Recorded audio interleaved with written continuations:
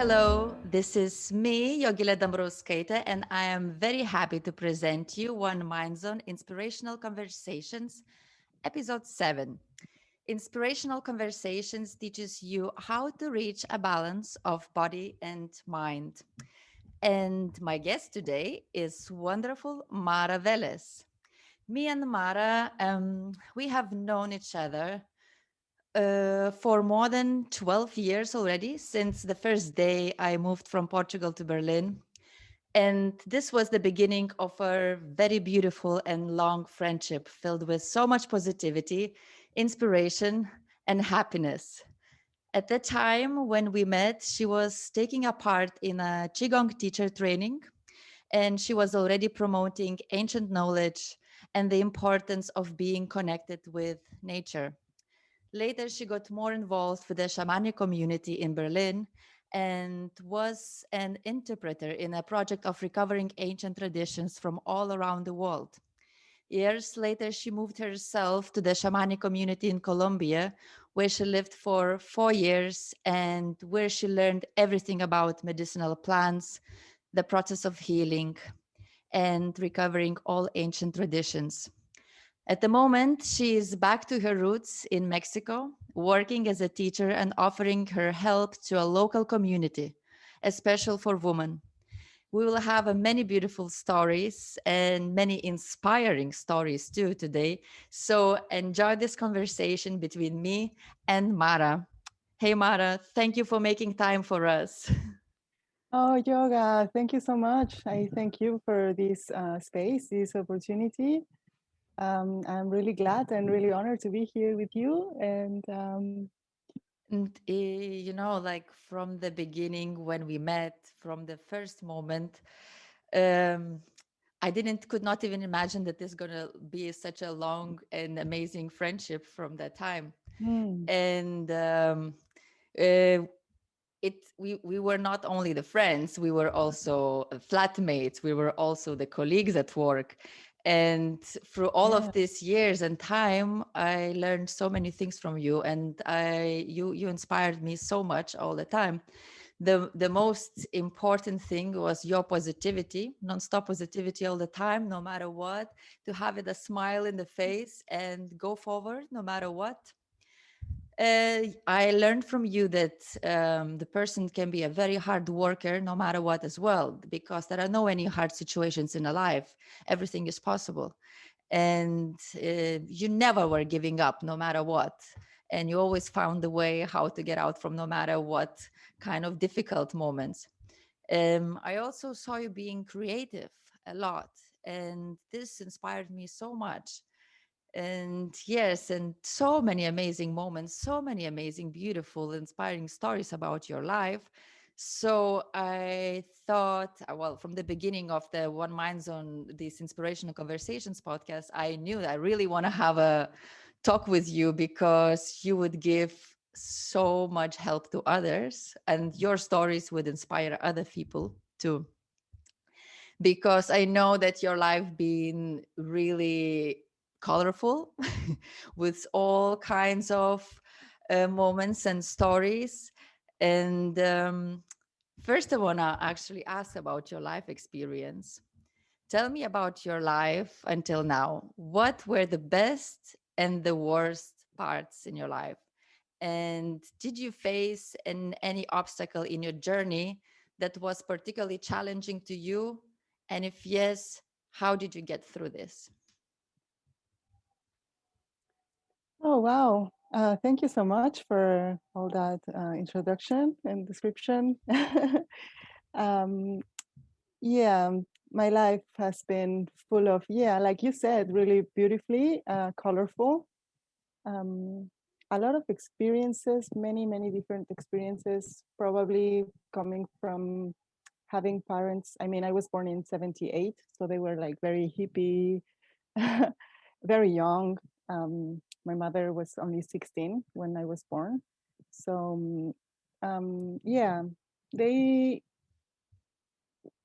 they traveled very much. Like we moved to from Guadalajara to the Caribbean when I was very young. then we were moving from one home to the other and then to the other, trying to find like a place to settle. My dad was working in hotels, and I like had to go to 6 different primary schools. So every time I had like a new, you know how it is when you're like the Yeah. new child in the group, right? In like a classroom. Mm. And like I had that many times. And so I would count that as like the horrible, like the first horrible experiences in my life. Uh, being the new, right? And a lot of bullying and a lot of that, no? On the other, and always like being observed, no, by the others. A lot of explaining again why I'm there, why I always was also the youngest in my class. And so beautiful was to like grow up in the jungle, because Cancun back then, it was full of nature, full of birds and jungle. And I literally saw it um, grow and pretty much get destroyed by us Mm. humans. And yeah, so um, a lot of that, a lot of changes, a lot of ups and downs. My parents got divorced when I was really young. I was like 9 years old. Mm-hmm. Then probably this brought to or many not, probably not that. I wouldn't say exactly what was the origin of everything. Probably just the history of the country, or the life of my surroundings, the family, and all of the experiences of my family and my parents as well, and my siblings. But yeah, I think probably the hardest experience in my life was alcoholism, becoming probably becoming an alcoholic at the age of 11 years old, very Oh, very wow. young. And yeah, very young. And yeah, so thanks to um, many things, I got over it, which is something like I never really, I don't know, an addict person, I would say, doesn't really realize that Yeah. has a problem. Yeah. Like I didn't. Um, and most of the people that I've met in my life that have addiction don't recognize themselves as Mm. ones, as addicts. So since like being really young, my father wasn't there. My mom would work all day. I was just getting drunk from in my walk from home to the school at 7 in the morning every day, Holy. and then Mm. continuing on the day. My mom wouldn't even notice because she was too busy trying to make money to feed us, right? Of So course. that's probably one of the most um, hard the hardest experience in my life. um, and yeah, nature and plant medicine just helped me, plant medicine pretty much, without even knowing, and happened it just happened. So I'm really blessed. Yeah, Wow. this is very long time ago already, so yeah. Wow. Who was the most influential person in your life? How do you think? um, I would say my mother. I would say my mom. My mother, um, she always found a way to do the best out of whatever she had. um, the most vivid and beautiful example, Mm. it's food. Mm. She opened the fridge, and if she had like 3 things sitting in the fridge, she would just cook something really beautiful, and it was always enough for everybody. So I don't know, Beautiful. somehow she made it. It was always enough, and it was very nice food. And through the years, she always like showed us. I mean, every time I got the chance to, and I say this because also many times I didn't have this chance to be with her in the kitchen because she was always working. Like in the morning, she would say, put these things together and then make a rice and then wait until the water gets down and then you put this and this, put that. And then that's how she showed me how to cook. Just giving me instructions and going to work and then coming at night to listen to all of the complaints of my brothers and sisters. Like, it was too salty, it was not enough salt, she should have put, like, you know, they all complain all day, like all the time. But that's how I learned to cook. And from her, my grandmother, my great grandmother, because when my parents got divorced, we had to move to my grandmother's house for like a year and a half or 2 years. So all this time I lived with my siblings and my uncles and my grandmother, my great grandmother, my great grandfather. So these women were in charge. I was the oldest woman in my family. So this, in a very macho world, like Mexico, you know, this macho country, that made me the responsible of having everything done, right? Having all the shopping done, all the cooking, all the washing, it was just my responsibility because I was the oldest. And so I was probably, but by this time, like 11, 12, and I was supposed to learn how to manage how to manage a home and how to take care of everything for everybody and how to be like the one person who's responsible for pretty much everything. This is what you learn in a home where all women had been the ones to be in charge of everything. Because I mean, in my family and many people I know in Mexico, the man was always gone for different reasons. But in my family specifically, I know like my grandfather died when my grandmother was like only 30. My mom was like 13 years old by then.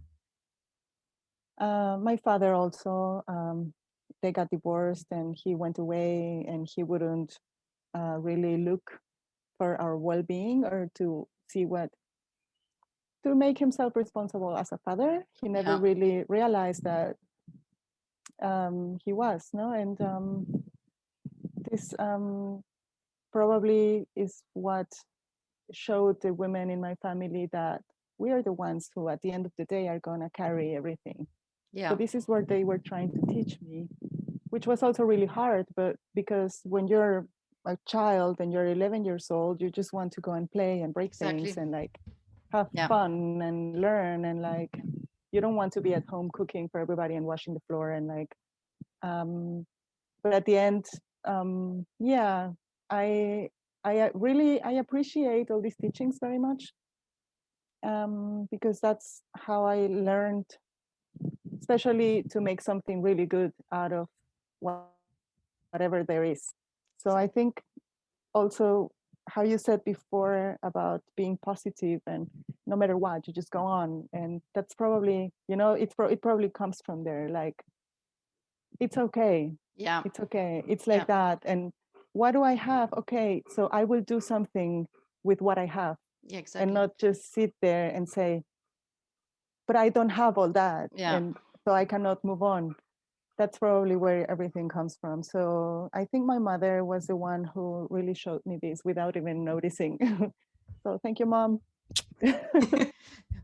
This moment, this is amazing, because this moments, it prepares us for any possible difficulties in the future. Because if you go through this kind of moments, you can go through anything else in the life. Then nothing can scare you anymore. It's about, as you say, like if you cook from that what you have.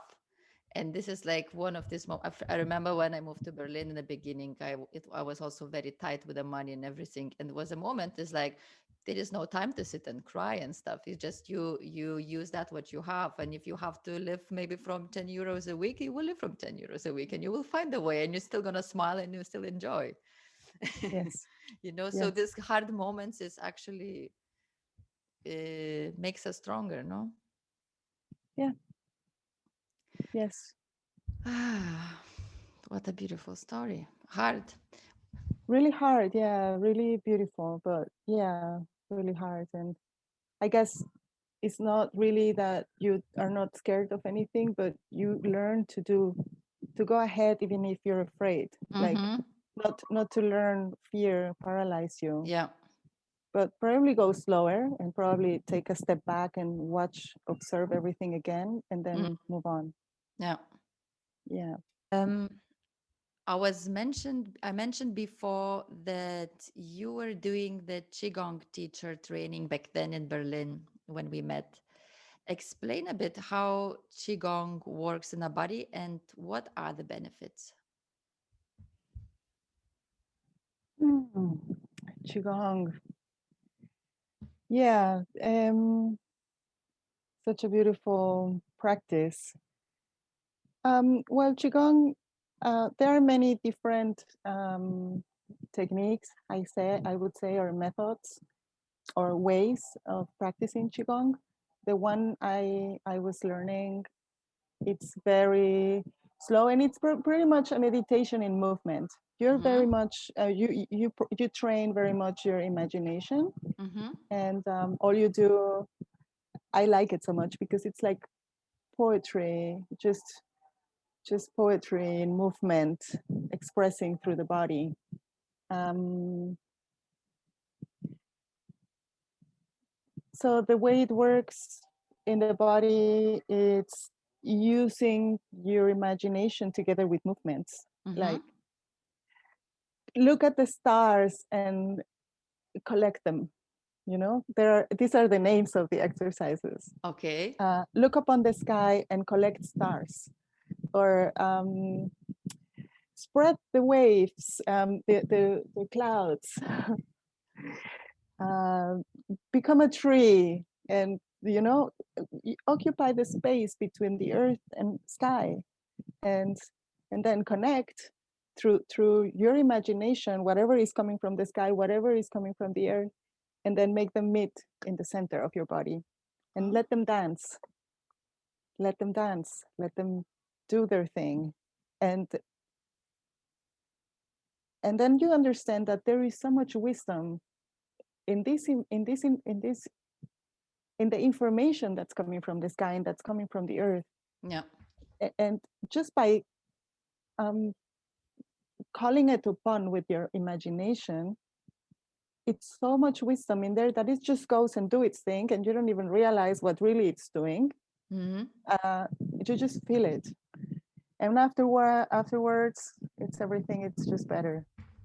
I remember every time after class I was like, everything is just better. I don't know, it's not like it was bad, Mm-hmm. but it's just better. It's not like I wouldn't know how to describe it. I wouldn't have words into it. But probably more technically explained, I would say it goes through all of the energetic channels of the Yeah. body Yeah. for every specific organ, and the Mm-hmm. connection within the organs. Of course, none of our organs works alone. Everything is Yeah. connected and everything works together. So through the exercises, you allow these channels to move the energy through the body freely. Mm-hmm. Because, of course, we humans like to do stuff. We get habits mostly, and we have tendencies that are toxic for us, and we don't even know it. We don't even realize it. Or we do, and we don't care because Yeah. it's just so nice. And so we realize, oh, okay, you start realizing that something changed. And when you know something changed and you feel better, then you automatically become more aware of what you're feeling. Yeah. So you become more and more aware of Mm. what you're feeling. Mm. And of course, whenever you meet these toxic habits or tendencies, you realize, oh, because it works the same way. I'm feeling Yeah. really good now, or this makes me feel really bad, Yeah. or made me feel really good for a moment, and then it takes me this long to Exactly. To get recover. back. Yeah. So you start going for the cheaper habits, for the cheaper habits and tendencies that cost you less of this energy of life, Mm-hmm. no? This Mm-hmm. this strength, Yeah. this strength for life and the power of your life. Yeah. So you start choosing more consciously what you do, what you don't do, what you eat, what you consume, who you talk to, what you look at. Of course, everything goes very slow. And sometimes it just happens alone. You don't even have to like work really hard on it. Exactly. So I would say that's the way Qigong works. It's also the one thing that started to show me how bad it was for me to drink. It was, I also had to stay sober for class Mm-hmm. because I liked it so much that I was like, I have a class, I cannot drink. I'm going to drink after the class.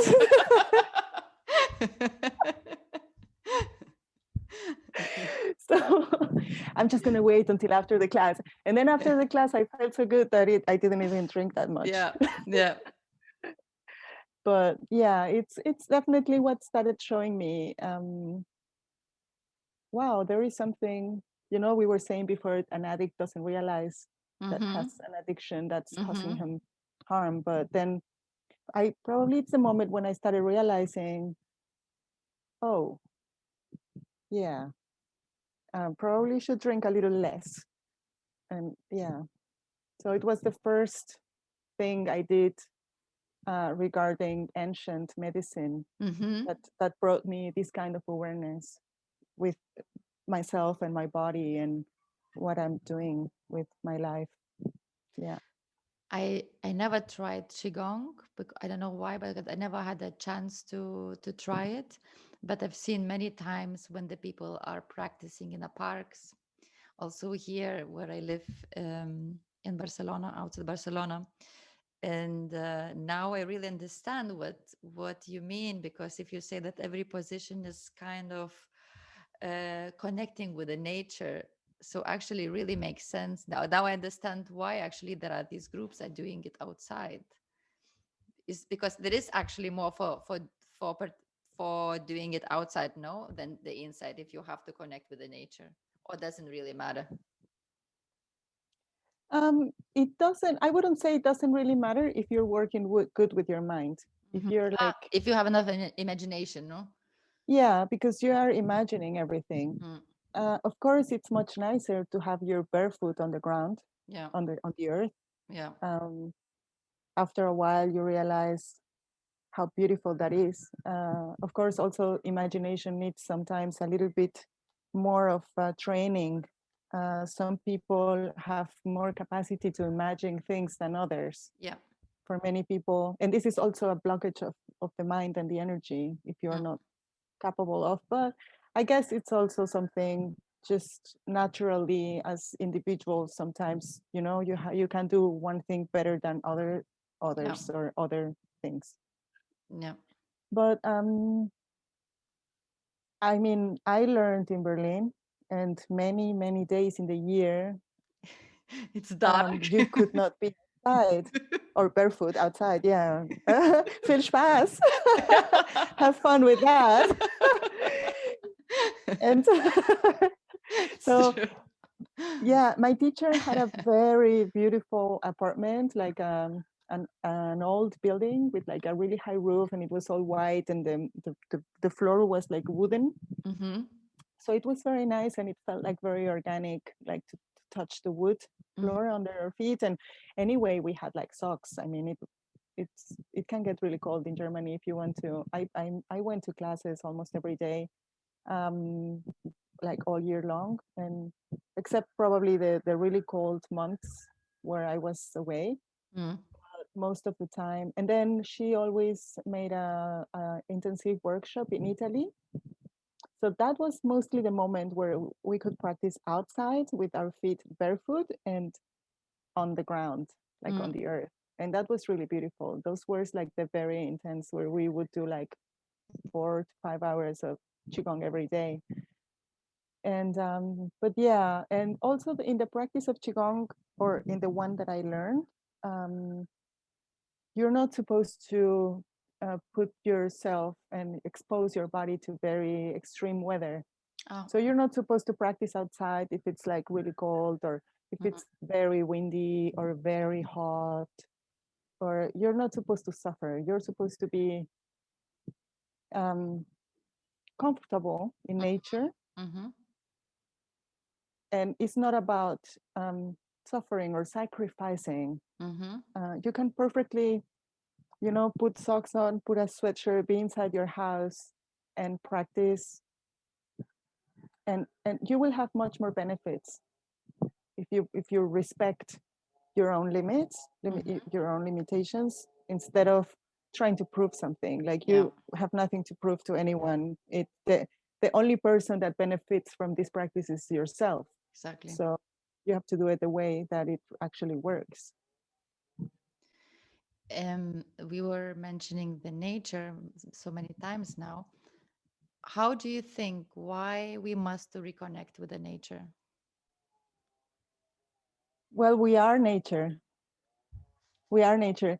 And it's very interesting how I have observed in my life how we forget this.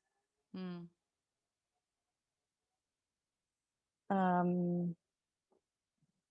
There is one guy that sent me a video once, and it was I think it was like a little sea lion, a sea lion playing with a person, and they were playing like, like you play with a dog. It's amazing. And I think, actually, you know who that was? It was Kevin's brother.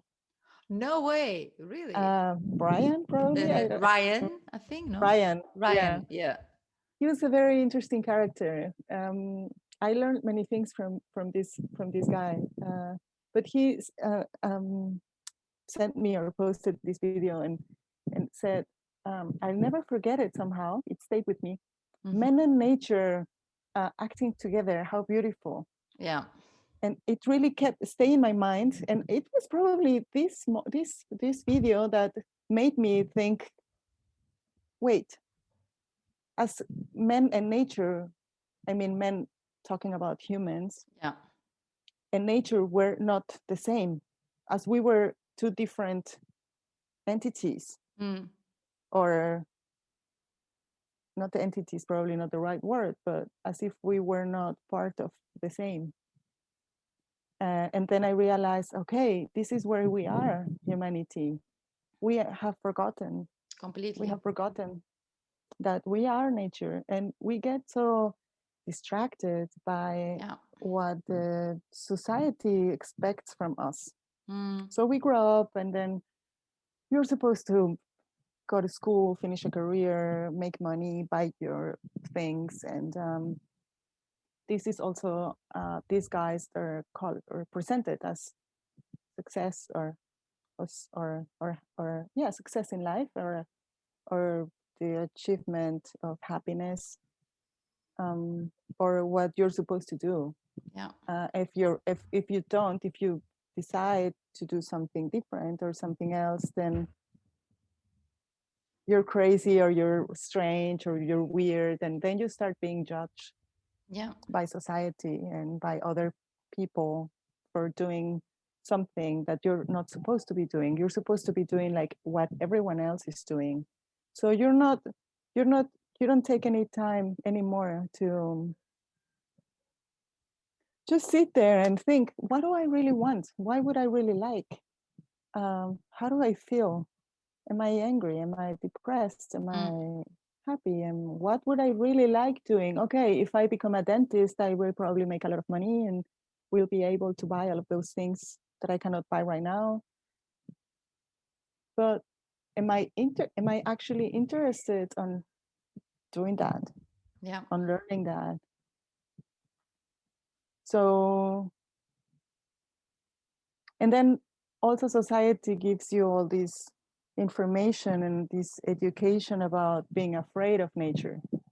Of course. Nature is going to kill you, a bug, a dog, what if it's sick? Um, and Paranoia, yes, no? People having this paranoia nonstop. yeah, yeah, yeah. I mean, if you, um, I mean, I guess pretty much everywhere, but if you live in a place with like extreme weather, like Germany, where Mm, you have like, and it doesn't even get that cold as in other places in the world, but yeah. I grew up in the Caribbean and living in Germany and experiencing this kind of cold. I was afraid of nature. I was afraid of cold. Like I suffered. I remember running from the metro station home because I didn't know how to dress properly, right? I was like, for me, long sleeves and pants were what you wear when it's cold. So I go to Germany and I have my long sleeves and my pants, and of course that's not enough. And you need like 5 layers of pants and 4 layers of, and then a jacket and then this and then that and then gloves. And if you forgot your gloves, you're Oh, lost. you're done. And I You're always done. Or your remember hat. you were always having the piece of ginger in your pocket, so it warms you up. Oh, that's true.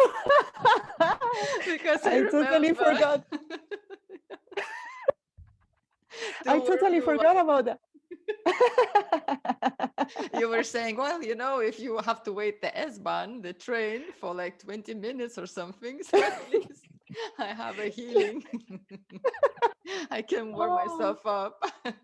wow. Wow. See, I wasn't that lost as I thought. You had your remedies. I had my remedies already. Yeah. But I remember crying like running, like before I discovered all those tricks, no? Mm. And I would cry, like really cry, like, ah, cold, I'm never gonna get home alive. And my tears would freeze on my No cheeks. And way. I would get home and I would have like lines of salt here. Anyway, You so were really suffering. yeah. So after that, when I started like making a bit more money, I would totally just save all of everything I could to just get out of there as soon as it got cold. So most of the winters I was traveling. But yeah, that would be like an example where you can be afraid of nature, but probably not afraid, just like getting to know Yeah. and uh, and have respect, right, for yourself and for the world as it is, and like take care of what you decide. I mean, I decided to live in Berlin. No one made me. Yeah. So I had to be more responsible about it. So I guess that's what we really forget, probably, Yeah, that we because get to choose. I think it's also because when we grow up and the whole society or the whole education is saying from the beginning on, explaining about the nature. And for example, if I come from Lithuania, and then at school there is biology or something, and then they're explaining about different things, about the poisonous snakes, about the scorpions and the stuff, and they already scare you from the beginning on. They already put you, on you this fear and paranoia that you already scared from the small days, even, to see these things, and of course when you see these things, then you start freaking even out. So I think the we we first we educated already wrongly from the beginning on. Maybe we should be educated in a way that we should make a connection with the nature first. And to, I don't know, it's like it should be a completely different process in knowing the nature, and getting to know the nature slowly. It's like not just saying that this is poisonous and this is bad and this you have to take care. Because me myself, I have myself so many fears of the animals or of the thing, but then I see more. I also travel to exotic countries, and more I see these things, less fears I'm having, because more I'm facing these things, more or less I'm scared about. um so yeah, I think that maybe, yeah, the education should change this whole understanding, because, well, for example, in India, the kids are playing maybe with the cobras, in the backyards or in the jungle, no, look like, or like I remember you were telling me the stories when you were growing up in Mexico, that you were playing in a jungle with a huge spiders as well. For me, I remember when you were telling me, I was freaking out. And for me, it was just so normal. Yeah. And I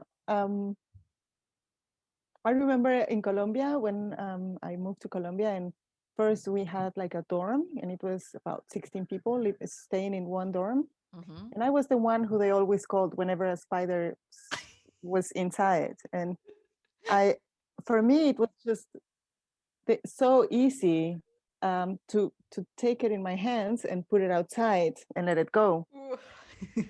And of course, you have to be careful with everything, because there exist poisonous spiders, and you have to know a little bit about them. And like one time I was not careful enough, and there was a spider, but the cat had been bothering the spider, like had been playing with it, and the spider was really afraid of the cat already, and it was already in an attitude of like defending or fighting for her life.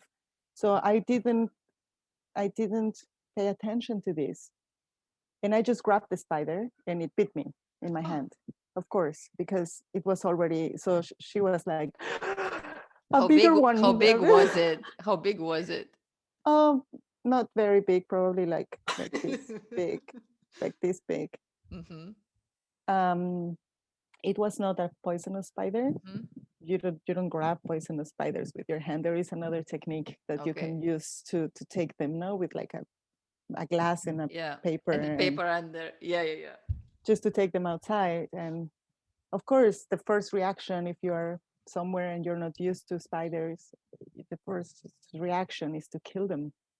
That's what humans do. And imagine if we are afraid of nature, how afraid is nature from humans? Yeah. I mean, who are the most dangerous beings on earth? Right? Yeah. We're destroying everything already. So yeah, don't take spiders with your hands if you don't know them. But yeah, for me, it was very natural just to grab them and take them outside. And I was even talking to them like, please don't come in here. You will get killed. Go away.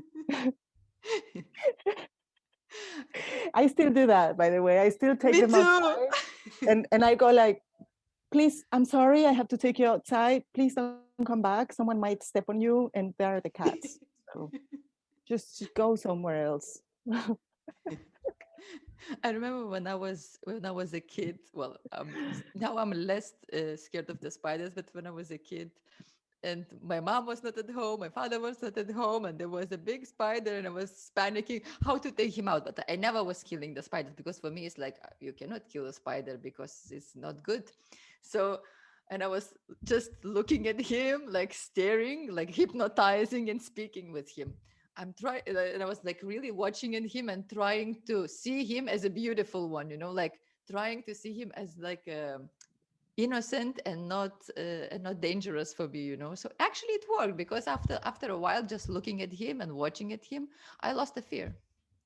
Then I took him out also with a glass and with a paper, but it took me a while to calm down, to hypnotize, to meditate a bit. And then I lost the fear. And probably the spider lost the fear as well. Yeah. Because they can sense, they know if you're gonna hurt them or not. Yeah. They know. I mean, sometimes they don't, but it depends on your approach, right? Yeah. After a while of practicing, trying to be live in harmony with the rest of beings around, then you also learn to like walk slowly and more carefully and watch your steps. And yeah, so they can sense, okay, this person, this human is just doing its thing, and it's not looking to kill me, to assassinate just me. Freaking out. if you're like, ah, then the spider goes like, ah, like on your face.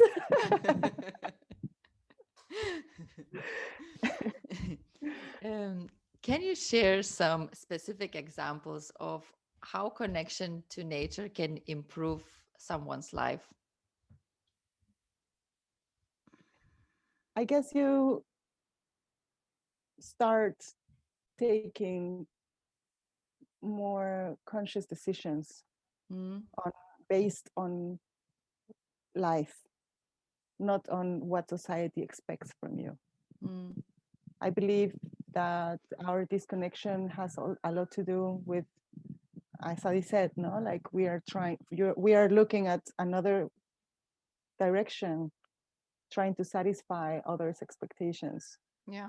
or trying to think what the world needs, or we are also trying to, probably many people are trying to become heroes and like trying to save the world, and or we are trying to, I don't know,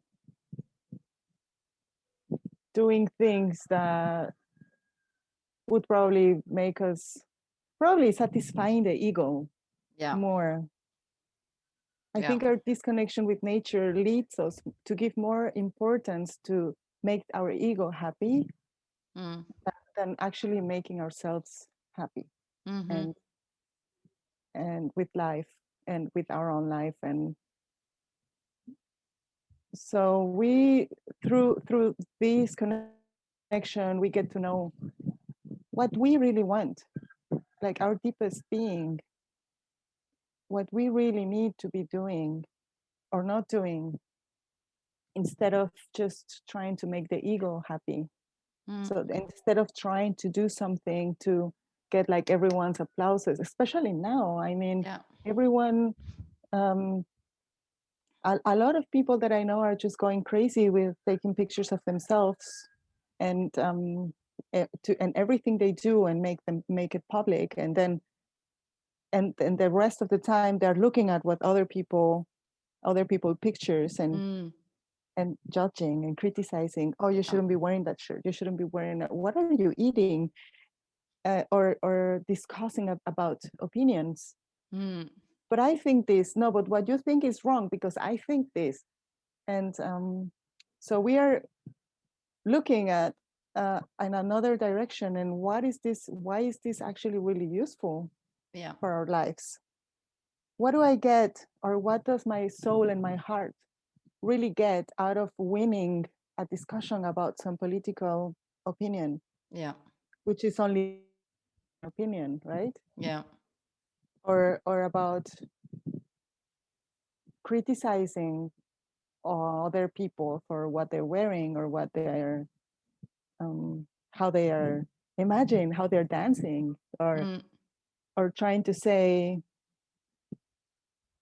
I don't know, I could make like a long list of examples of what we're all doing just to satisfy the ego, yeah. instead of, you know what, I actually feel really good right now, and I don't need anyone's applauses, Yeah. or I don't need all of those likes.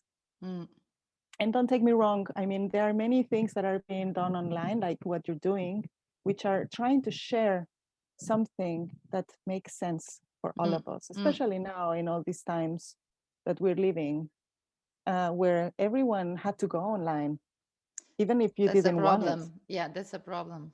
So We this are is, forced to do that. we are forced to do that. Yeah. And many people are finding a way to develop. I mean, you are a beautiful example of of someone that I've seen. I mean, we know each other for so long, and we've seen each other grow and change and Completely. learn and be coherent with what we're learning. And Yeah. now, yoga, who loves music, who loves going out there performing and singing, and then you are catapulted into your apartment. Uh, so and you sit there and you think, what do I do? Okay, I'm going to share what I have learned and what I have seen, and then I can do this. So this is different, and I don't mean like everyone who's doing something online is doing something wrong. I mean, what are you doing online? Does it really make sense, and does it really makes you happy? Yeah. Does it really make other happy? Can you Yeah. really share that well-being? Because finally, what you do with all of your well-being is to share. Yeah. You do things. You do things to be well. Mm, And there are many, many things you can do to be well. There are many paths. There are many exactly. practices. Many. And at some point, I guess you find the one or the ones that are better for you. And then you come to a point where you are, oh, this was really good, and I'm going to share this. Yeah. I want to share it, and so that's beautiful. And so this is um, I think I forgot about the question, and I just went talking and talking. No, but it's all related anyway. So I would say that's our nature. Whatever feels wrong, and when you are focused only on like judging, criticizing, and trying to get like everyone's acceptance, but then you're out there and you like receive the applauses, but you go back home and you're like, oh, I'm so miserable. Yeah. Then you have to observe that and be aware and have respect for your Yeah. own self, Yeah. and then for the others too. Yeah. This last summer, we were traveling with my partner and other two friends in south of France, and we did a lot of hiking in the nature, and we loved it. And what we also saw, the shocking way that for me, I really enjoy just doing the hiking in the nature, watching the nature around, sitting, enjoying for some minutes, continue with walking. It's also combining, the exercising and the aware practice, like it's like a mindfulness practice. It's like a meditation, you just focus on the thing. Sometimes we were just all four of us doing for 4 hours and not even much talking, just like, and there were just so many people also doing the same, but they were not aware at all, and that's what they're doing. I could just see there were people just with a or with the cameras or with the just, I don't know, doing it. But I was like sometimes stopping and looking around, and I thought there is amazing, beautiful nature around. We were in this amazing natural park in Marseille, and I was thinking not many people actually just really looking around how beautiful this nature is, or not really enjoying this nature, and for them it was just like to go from point A to point B, and then that's it, go back and go in the car and go home. It's like, and I was like, wow, we are humans, we are lost. We are really lost, we forgot what it means. It's like it's impossible. Yeah.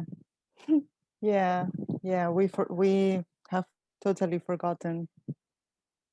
um how do you think, how can a person know if he or she might suffer from nature deficit disorder?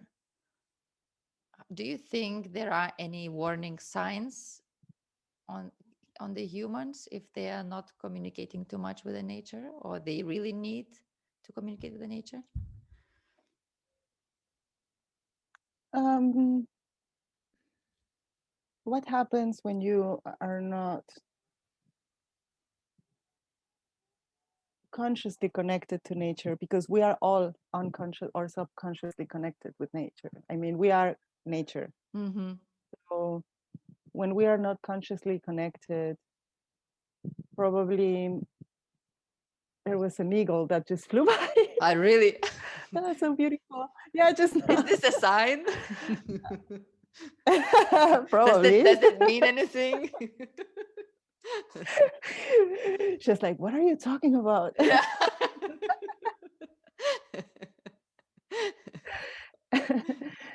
um, I would say probably Suffering. Mm. Suffering. Um, when we suffer, we have to. We need to observe, why are we suffering? Because you can be afraid and not be suffering. You can be afraid and just know that you're afraid, Yeah. and observe.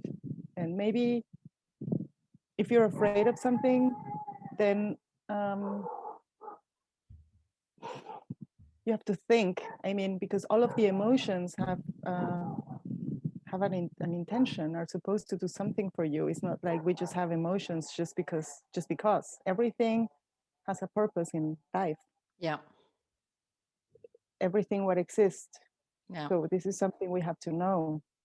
And if there is something that exists and we don't understand its purpose, and it's right there, it can be that we suffer.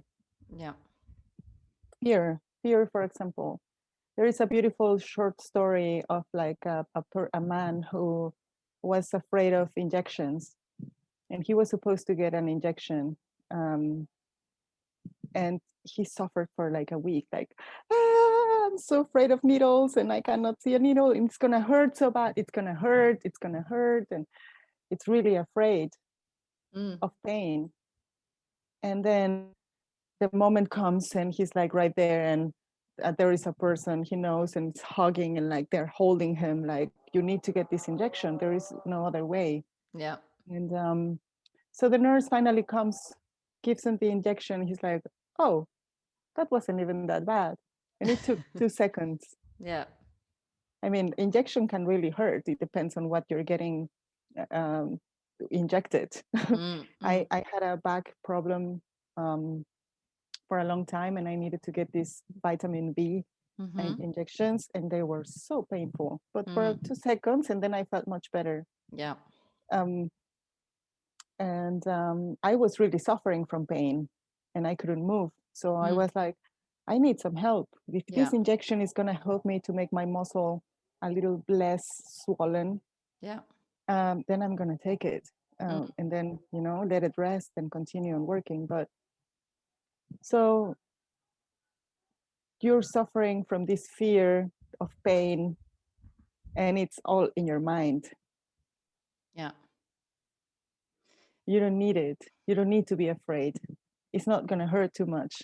Or if you're angry, that's another very interesting emotion. You're really angry, or you're constantly angry, and then if you skip just one step back and go, why am I angry? Mm. Why am I really angry? What is that really makes me angry?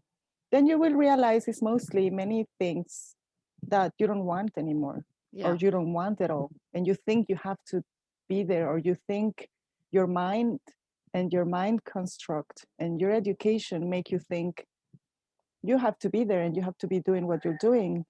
But Yeah. if you're angry or depressed, also depression, it's also something that comes together Yeah. with that. Like, you're doing something you don't want to be doing. Yeah. You are being a person, or you're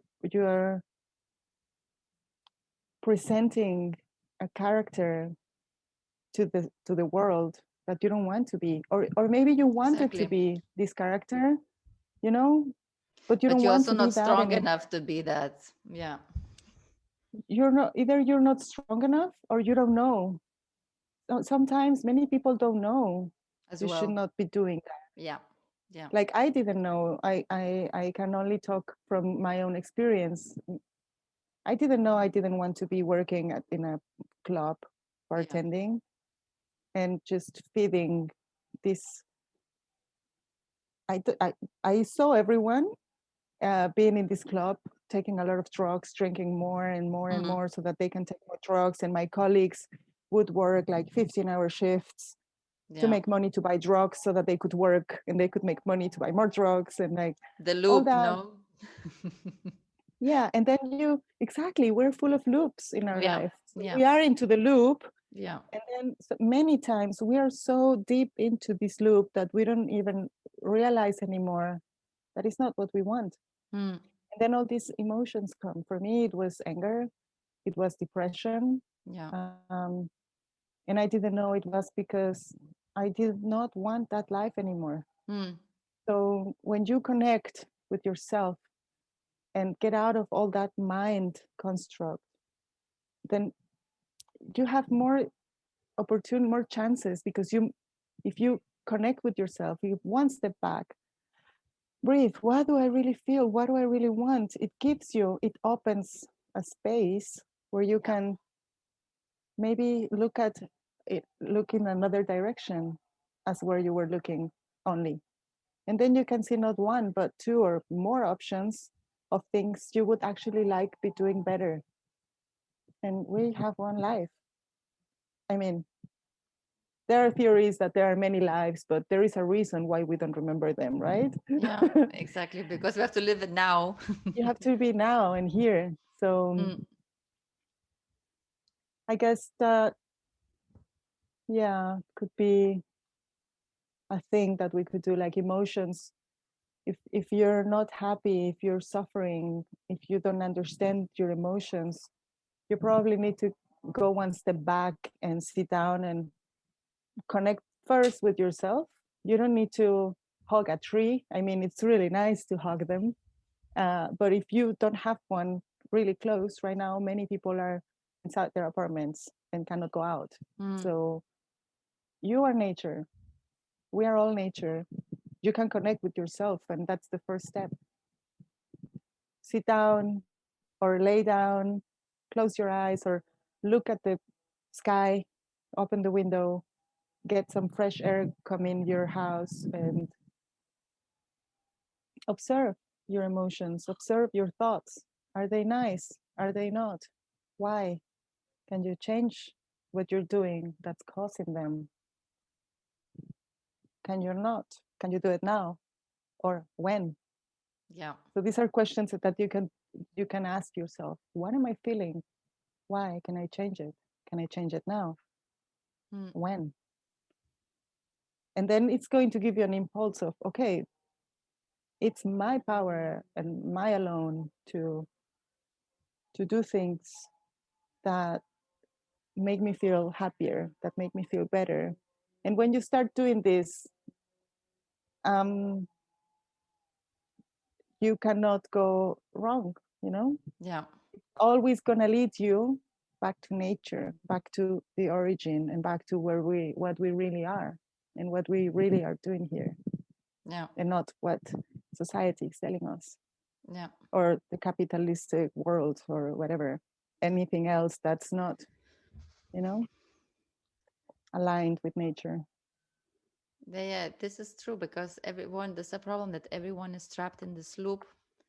And well, at least now it's the situation, I think, slowly gets better because people more and more promoting the connection with the nature, promoting more walks, promoting more awareness and stuff. I'm also surprised to see even stuff on the internet and see that okay, it's people speaks about this more and more, and people actually maybe now when we on this COVID lockdowns everywhere around the world and people cannot go out. The only way where we can go out, it is actually nature around us.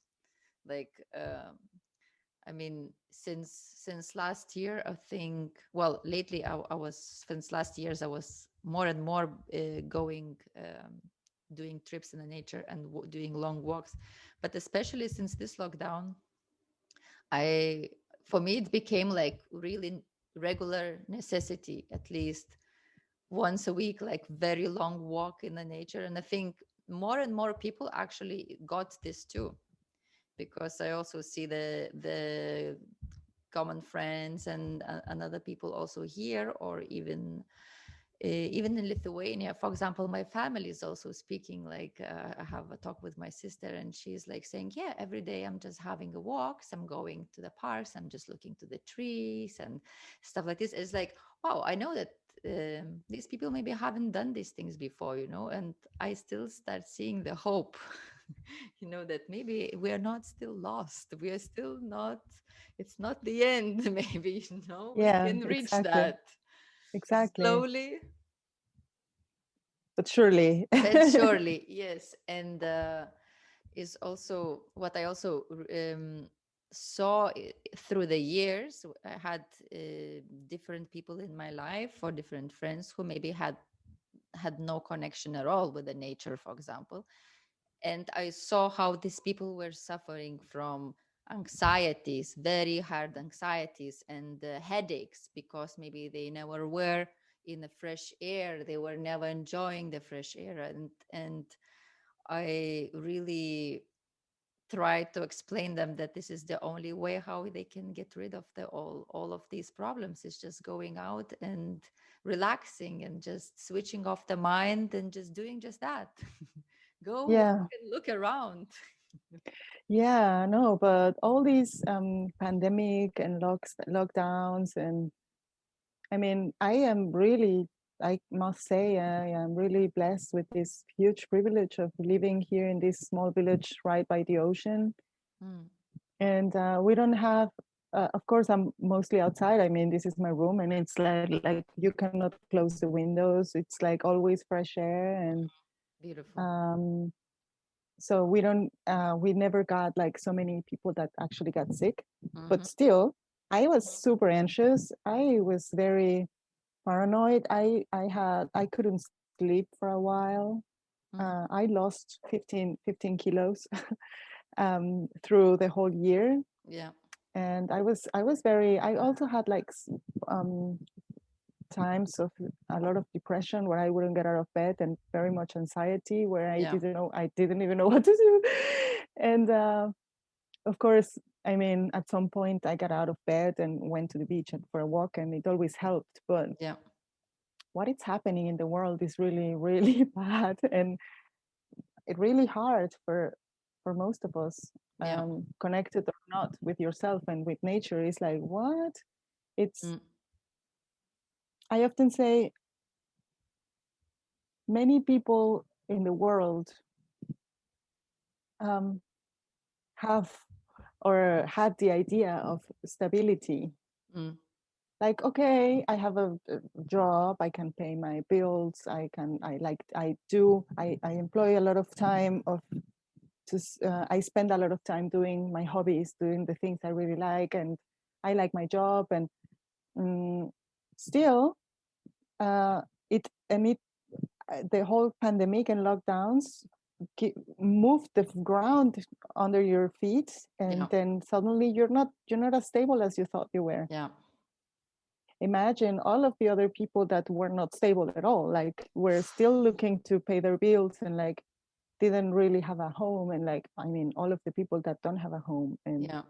imagine for everyone. So there is like this vibration and this energy that it's global. And even if you are kind of centered in your life and have food on your table every day, you still feel it. Yeah. You still can feel it, and you still don't know what's going to happen, and no one knows what's going to happen Mm, except for maybe 6 people in the world who are like the yeah. ones that are benefiting from Yeah. everything. The untouchable ones. The untouchable. So those probably are like laid back and like are like, feet Mm, up, and are like, mm, I can wait for them all to die so that I can yeah. finally enjoy. Yeah. I mean, I say it like this because I have to put a bit of humor in it. But um, of course, this is an extraordinary situation in the world where you cannot say just connect with nature and everything is going to be fine. Of course, that helps very much, Mm, but you have to think, wow, this what's happening is really hard, And for me personally, I see it as an opportunity. I mean, if it wasn't for the exactly. pandemic and the lockdown, we wouldn't be talking to each other Exactly. and recalling all these beautiful memories and doing this with the intention to share with others, and hoping that it's going to bring a lot of benefit for a lot of people Yeah. who get like the calling or the feel this connection with what we're talking about. Yeah. So whatever you can do, whatever you know you can share, um, do it. There is always someone who's gonna get benefit from it. But then again, we start with ourselves, right? Connect with our own nature and our own feelings, and then work on that first, and then share. And how do you think, what might people do during this pandemic to connect with wildlife, and how might that help us? Well, we know, obviously, we spoke about how it might help, but what could be the ways people to now connect with the wild nature? If you live in wild, like wild life, if you are close, if you have the chances to be outside with like wildlife and nature, observe. I mean, you were saying before, you were out walking, and probably many people were doing something else, taking the No. selfies, of course, making some kind of videos or making some kind of things to show and to share, which is also really beautiful. But Yeah. you definitely are going to get much more benefits for yourself if you observe. Mm. Observe, because through observation you will see there is this tree that grows here and make this kind of nuts because these kind of squirrels live there, and they need to go to this tree and collect all these nuts and go into these holes in the ground. And so you start seeing the connections: the tree, nuts, squirrel, the ground, everything It's moves together. connected. And then there is these fruits that fall from the tree, and then there come the flies, and then the flies are in charge of transforming everything, or the mushrooms, the fungus that form, they are in charge of transforming everything. Has a purpose, and it's interwoven with everything else. And Yeah. then the spider is not going to take long to show up and come there and make their beautiful web to catch all of those flies and have something to eat. But then the flies wouldn't be there if that fruit wasn't there, Exactly. or some dog shit. Even it has a purpose. Everything has a purpose, even shit. I Yeah. mean, uh, if you live in a wildlife, if you have this beautiful opportunity of being outside, observe, observe nature. Like really observe what happens, what everyone does. Then come the wind and move moves the tree, and then the seeds fly away, and then they So beautiful. come other trees, and then the rain comes and fertilize the earth, and then the seeds start to open, and then blossom comes, and then the bees come, and then butterflies, and everything has a purpose, not only to be beautiful, but only observing this beauty. It's very beneficial to yourself. Even if you don't understand you don't have to understand why the bee is there and why in this flower and not in that flower. You just have to be there and observe how beautiful life is. And this is also a Qigong exercise. Through Exactly. observing the beauty, then you understand also how beautiful you are as well in this life. And it gives you a feeling. When you think of beauty, then you feel good. Yeah. And you feel thankful. By being thankful of being able to observe the beauty. Even to be thankful for being able to see. Exactly. It's funny because I have this feeling, it comes to me very often when I realizing that when I see things and I was thinking, oh my God, it's such a, I'm so grateful that I can see this beauty, and I can just experience this beauty, and every time you feel like it's like a magic, just from ability of seeing this beauty. Mm-hmm. Yeah, and the ability of seeing. I mean, you're not blind. I'm not Yeah. blind. We can, our eyes function. Mm. My mouth, I have a voice. I can smell. Like, if you think, I mean, we take it for granted, right? Yeah, Every of day. But course.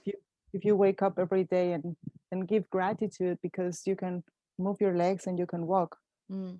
The last years were really challenging for me because I was in bed for months Mm-hmm. to a back injury, and I couldn't go to the bathroom alone for months. So now I get up every day and I'm so grateful for being able, for having legs Yeah. and being able to walk on my own to the bathroom. Like very simple things in life, you know, Yeah. just very simple things to be able to have drinking water close to Exactly. you. If you just start looking in another direction than far ahead in the future and just come back and again one step back and look around you and what is there, back like to my mom, you know, like what do you do have Yes. instead of what you don't have. Exactly. Be grateful for everything you have. And being grateful feeds you, feeds your soul and your heart and your mind and your whole being. And as we were saying in Qigong, you know, these thoughts have an effect in all of your energy channels and your energetic field. Yeah. When you're grateful, it's like one of the highest forms of bliss Yeah. for everything. And then you can share it. How can you be grateful and then angry, or grateful and at the same time aggressive, you Exactly. know? Yeah. And then what the person could do, the one who's living in a city, then to connect with Hmm. the nature. Yeah. Is that enough just to go to the park and watch around and just sit there for a while and enjoy the wind and the grass and the sun? Well, if you can do that, you're already really blessed and you're already really lucky.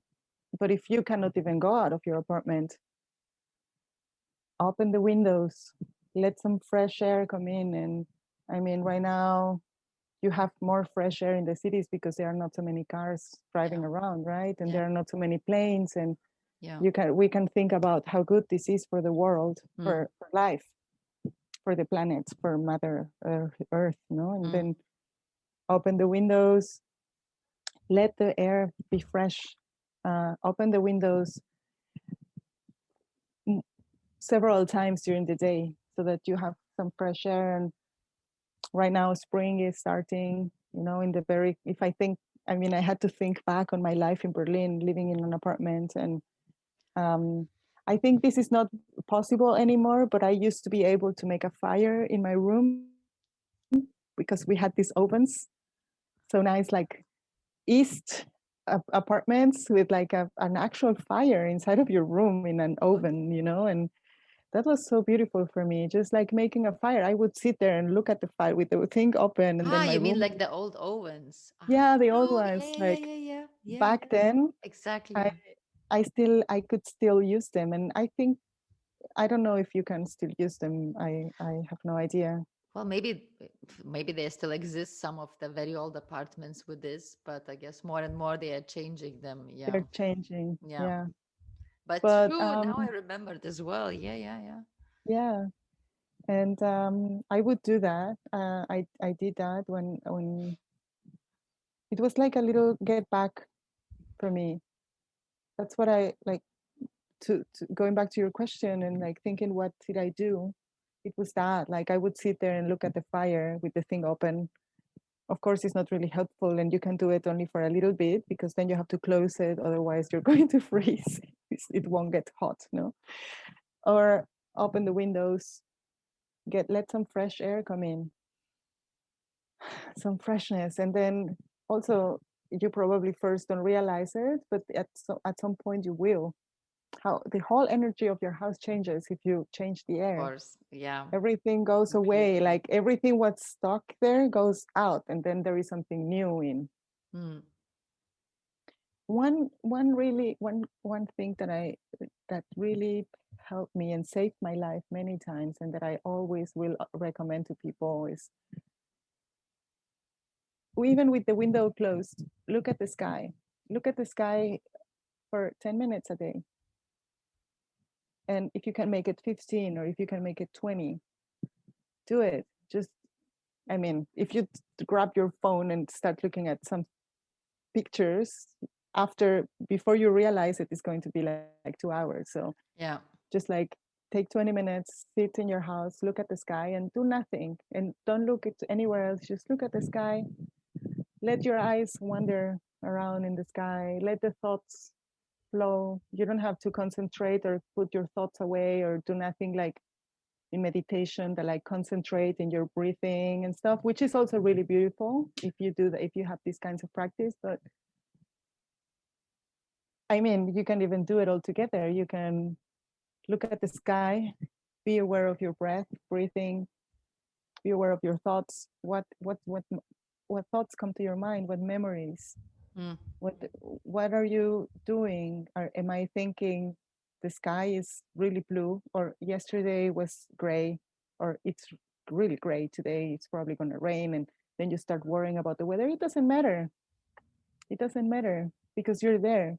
It's a moment. It's only 10 minutes or 15 or 20 where you are present in the moment, connected with your thoughts, your feelings, and the world and the cosmos and the universe. It's the sky. It's like so far away. Yeah. And it's doing probably something that we don't like raining or snowing, or maybe we do like it. But if you do it every day is going to be different. Exactly.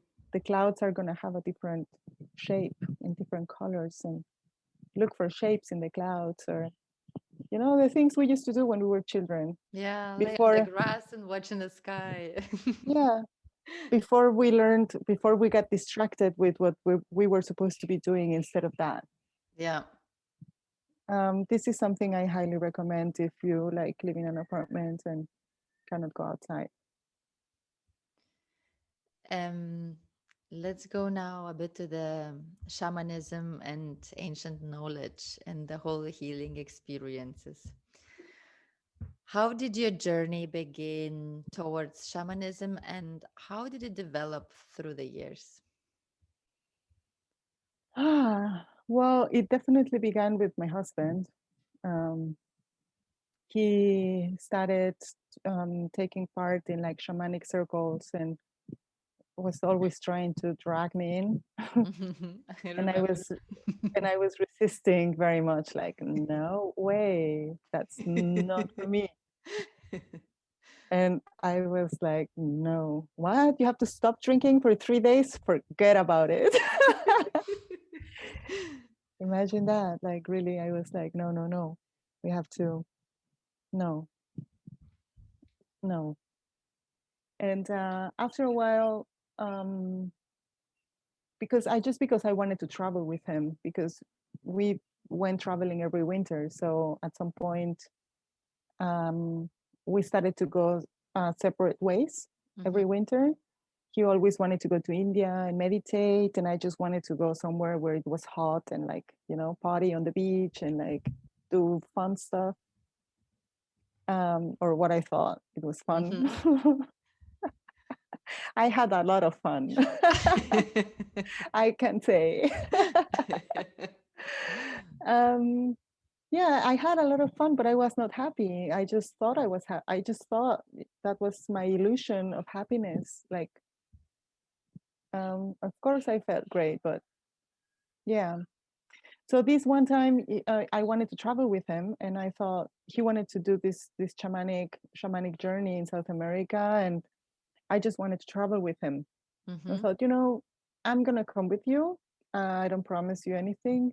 I'm gonna just come with you and accompany you to whatever you want to go, but I don't know if I'm going to participate. Also, I thought that was another thought. I was definitely already interested on drinking ayahuasca one time, because all of my friends were drinking Well, yeah, in ayahuasca, and Berlin also that time was very popular. already, Ayahuasca, of course. yeah. Everyone was doing hmm it, or everyone wanted to participate. Everybody was, Yeah. yeah, Yeah, it was when the big boom Mm. started, and so my friends were telling me about it. Everyone was talking about it, and I was already doing qigong for many years, and I was like, okay, but I remember thinking, okay, I might try it, but if I don't want to do it in the city, like drink and then wake up in Berlin, no way. Exactly. This is something I what you didn't. really don't want to do in the city, no? Yeah, yeah. And it was already after I was doing qigong for a while, because I was already aware of how sensitive I am. Mm. Um, I was starting to realize that's going to be really hard for me to like um, come out of an ayahuasca ceremony and then go into the train or in the metro and interact with other people, and Yeah. all this noise and all this smell of like diesel and the cars. Yeah. And for me it was already like, I don't want to put myself in that situation. So I thought, if I'm going to try it, I want the whole thing. I want to be in the jungle. I want to be down at South America where the plant actually grows. And um, so that's what we did. So we went to South America and started this journey. Um, I went with him to do his second year of the Vision Quest. Mm-hmm. And I got there to the first ceremony. I had the intention just to be there and support. You can apply, or you could apply to, if you were not doing the Vision Quest yourself, you could be there and help. Yeah. It was a lot of work to be done. And so I thought, okay, I signed myself in to help. And Mm-hmm. then Matthias was into the second Vision Quest, and I was helping. And then I was, you know what? I want to do it too. And right there, right then, uh, it was a group that I can say now that I know a little bit more. Mm-hmm. They didn't really know what they were doing, Okay. but because you're not supposed to just go into the Vision Quest, you have to prepare like a year to Mm. do it. But yeah, finally they let me do it, and it was really beautiful for me. Really, really beautiful. I had like amazing dreams, and this is really something really hard, because you have to stay in a space of like 2 square meters outside, in alone, and you cannot eat or drink anything for all the time. And so it's really challenging. And then I was looking for to find a shaman. Then I knew, like, okay, I want to go for ayahuasca, and let's look for a shaman. That's a good one, because I already knew there is a lot of just people Mm. selling something and not Yeah. really knowing what they're doing. And ayahuasca is actually super dangerous, like Yeah. Well, it's really, very really strong. dangerous. Yeah, it's really dangerous. You shouldn't just go and do ayahuasca with just anyone, especially if they charge you like 100 euros Yeah. for a ceremony and are like 50 people inside. You shouldn't do that. But um, if you don't know, you end up doing things like that. But so I didn't know. But everyone recommended this one same person in Colombia. So we Mm-hmm. went there, and I had my first ayahuasca experience, ayahuasca ceremony in this home that was made for that. Mm-hmm. And it was really amazing. I spent the first night doing qigong outside, looking at the sky. I had a conversation with the person that was guiding before the ceremony, Mm-hmm. because I had a lot of questions and I was really curious, and I was also really scared, and I Of was really course. nervous, and I had to ask a lot of things. And then so he asked me what I did, what I like doing. I said, well, I live in Berlin. I work as a bartender. I practice Qigong. He's like, oh, that's very interesting. Why don't you try if you want? You don't have to. I mean, you can also sit there or fall asleep or do whatever you want. But if you feel like, go outside and practice some Qigong exercises and see what happens. And at some point, I decided, okay, I'm going to do it. And it was full moon. And Beautiful. um, there is this one exercise that's called Carry the Moon. Oh my God. So I was The doing that. full And package. the full package. The full And package. it was so beautiful because then it was like as if the plant was showing me what the it was like the plant was telling me, you're doing it wrong because you're supposed to be feeling this and not that, so you have to move a little. It was millimetric corrections that the plant Yeah, was making, and these funny. millimetric corrections in my hands and my posture and what I was thinking made me have a whole different experience Yeah, and understanding of the practice and of life and yeah. nature and dimensions and the cosmos, and like it went on and bigger and bigger and wider, and I was so amazed. And so it's how it started. And then I thought for the first time in my life, this is what I want to do. This is what I want to do for the rest of my life. And of course, the first years I thought it was drinking ayahuasca and practicing Qigong at the same time, but it wasn't actually. That was just like the beginning of a lifestyle It was the finally. first hello, no? Yeah. So that's how it all started. Hmm. And how did it develop afterwards? How it happened that you moved to Colombia, to the shamanic community, and how did it happen that you did this move there, and what was the experience there? Well, it all developed um, from this one experience, from the Vision Quest and the first Vision Quest and the first ayahuasca ceremony. Um, I realized probably back then, probably I didn't see it the way I see it now because it has developed very much. But I definitely was aware of what I was feeling more than before. And we went back to Berlin, and life in the city was never the same again. Yeah, of course. So I had to see everything completely different. Um, and everything started to bother me. Mm. Um, at some point, I stopped smoking. That was a big thing because I used to smoke very much. So I stopped smoking from one day to the other. It happened. It just happened. Like one day I realized, what am I doing? I mean, Yeah, marijuana. I was smoking yeah, a lot of marijuana every yeah, day and like all day long. And at some point I was there and I was smoking and realized it just came to my mind without preparing, without announcing, without it like something opened in my mind, like, what are you doing? And I decided I don't want to do this anymore. mm. I took my grass and everything and put it in the garbage and decided right then, I'm not doing this again. And then I was like, I can take it out tomorrow or something, I was like, it's in the whatever, it's in the garbage can. I'm gonna I don't know. After the week I realized it was myself taking out the garbage, putting it down, and without thinking about it. So I thought, okay. And I never felt like smoking again. Yeah, um then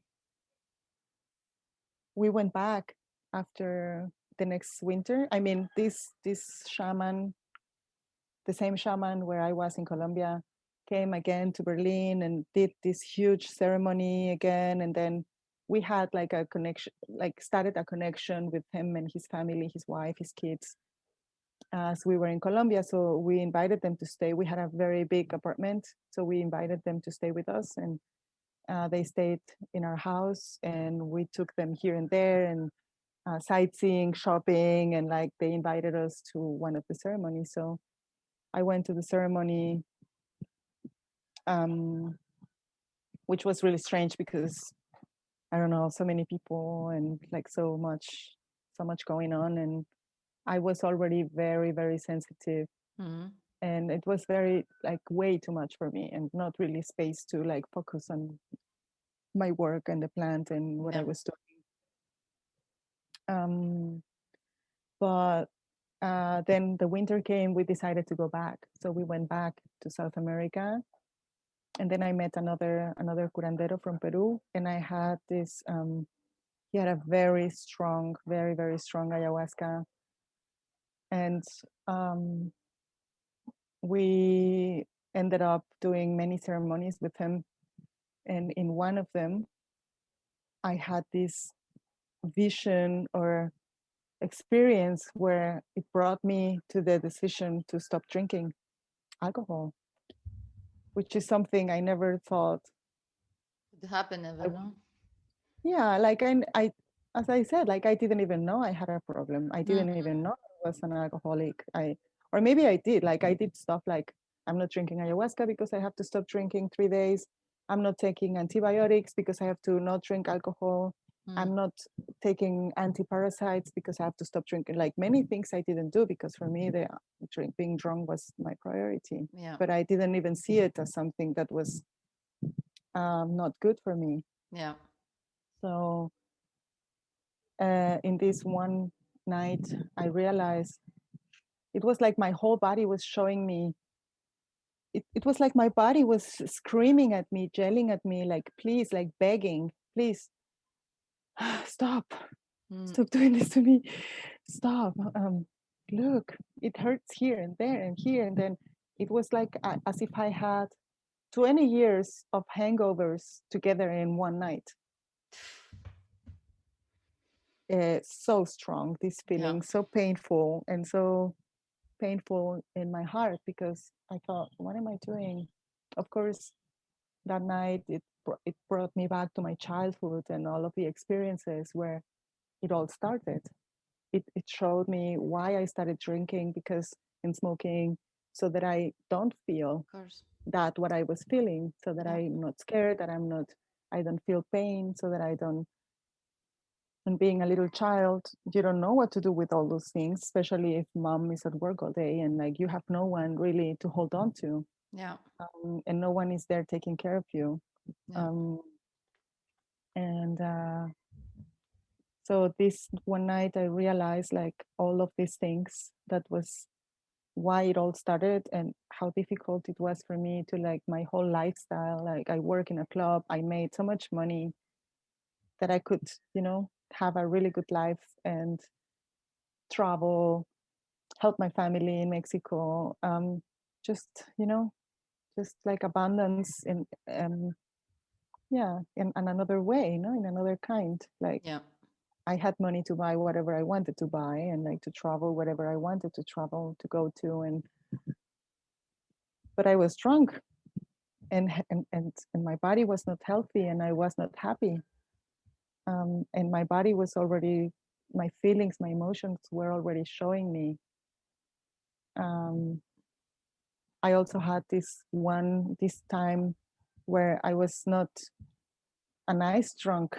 I was one of those drunk that were really annoying and really aggressive towards others and toward things and breaking things and talking really bad to people. Mm. Um, and so yeah, that one night everything changed.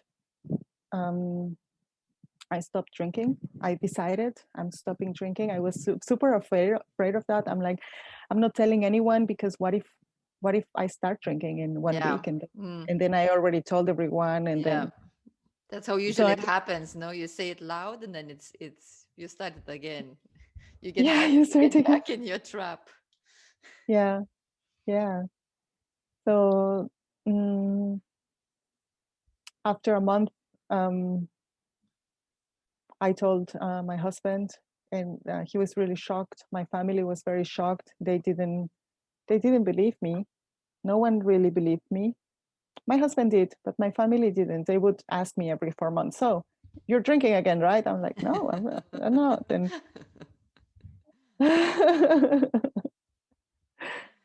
so it's been now over 10 years. And after that, after stopping smoking marijuana and drinking alcohol, I didn't take any of other drugs. Occasionally, I would have something else, but no, it was not really my my thing. Um, Life in the city was impossible.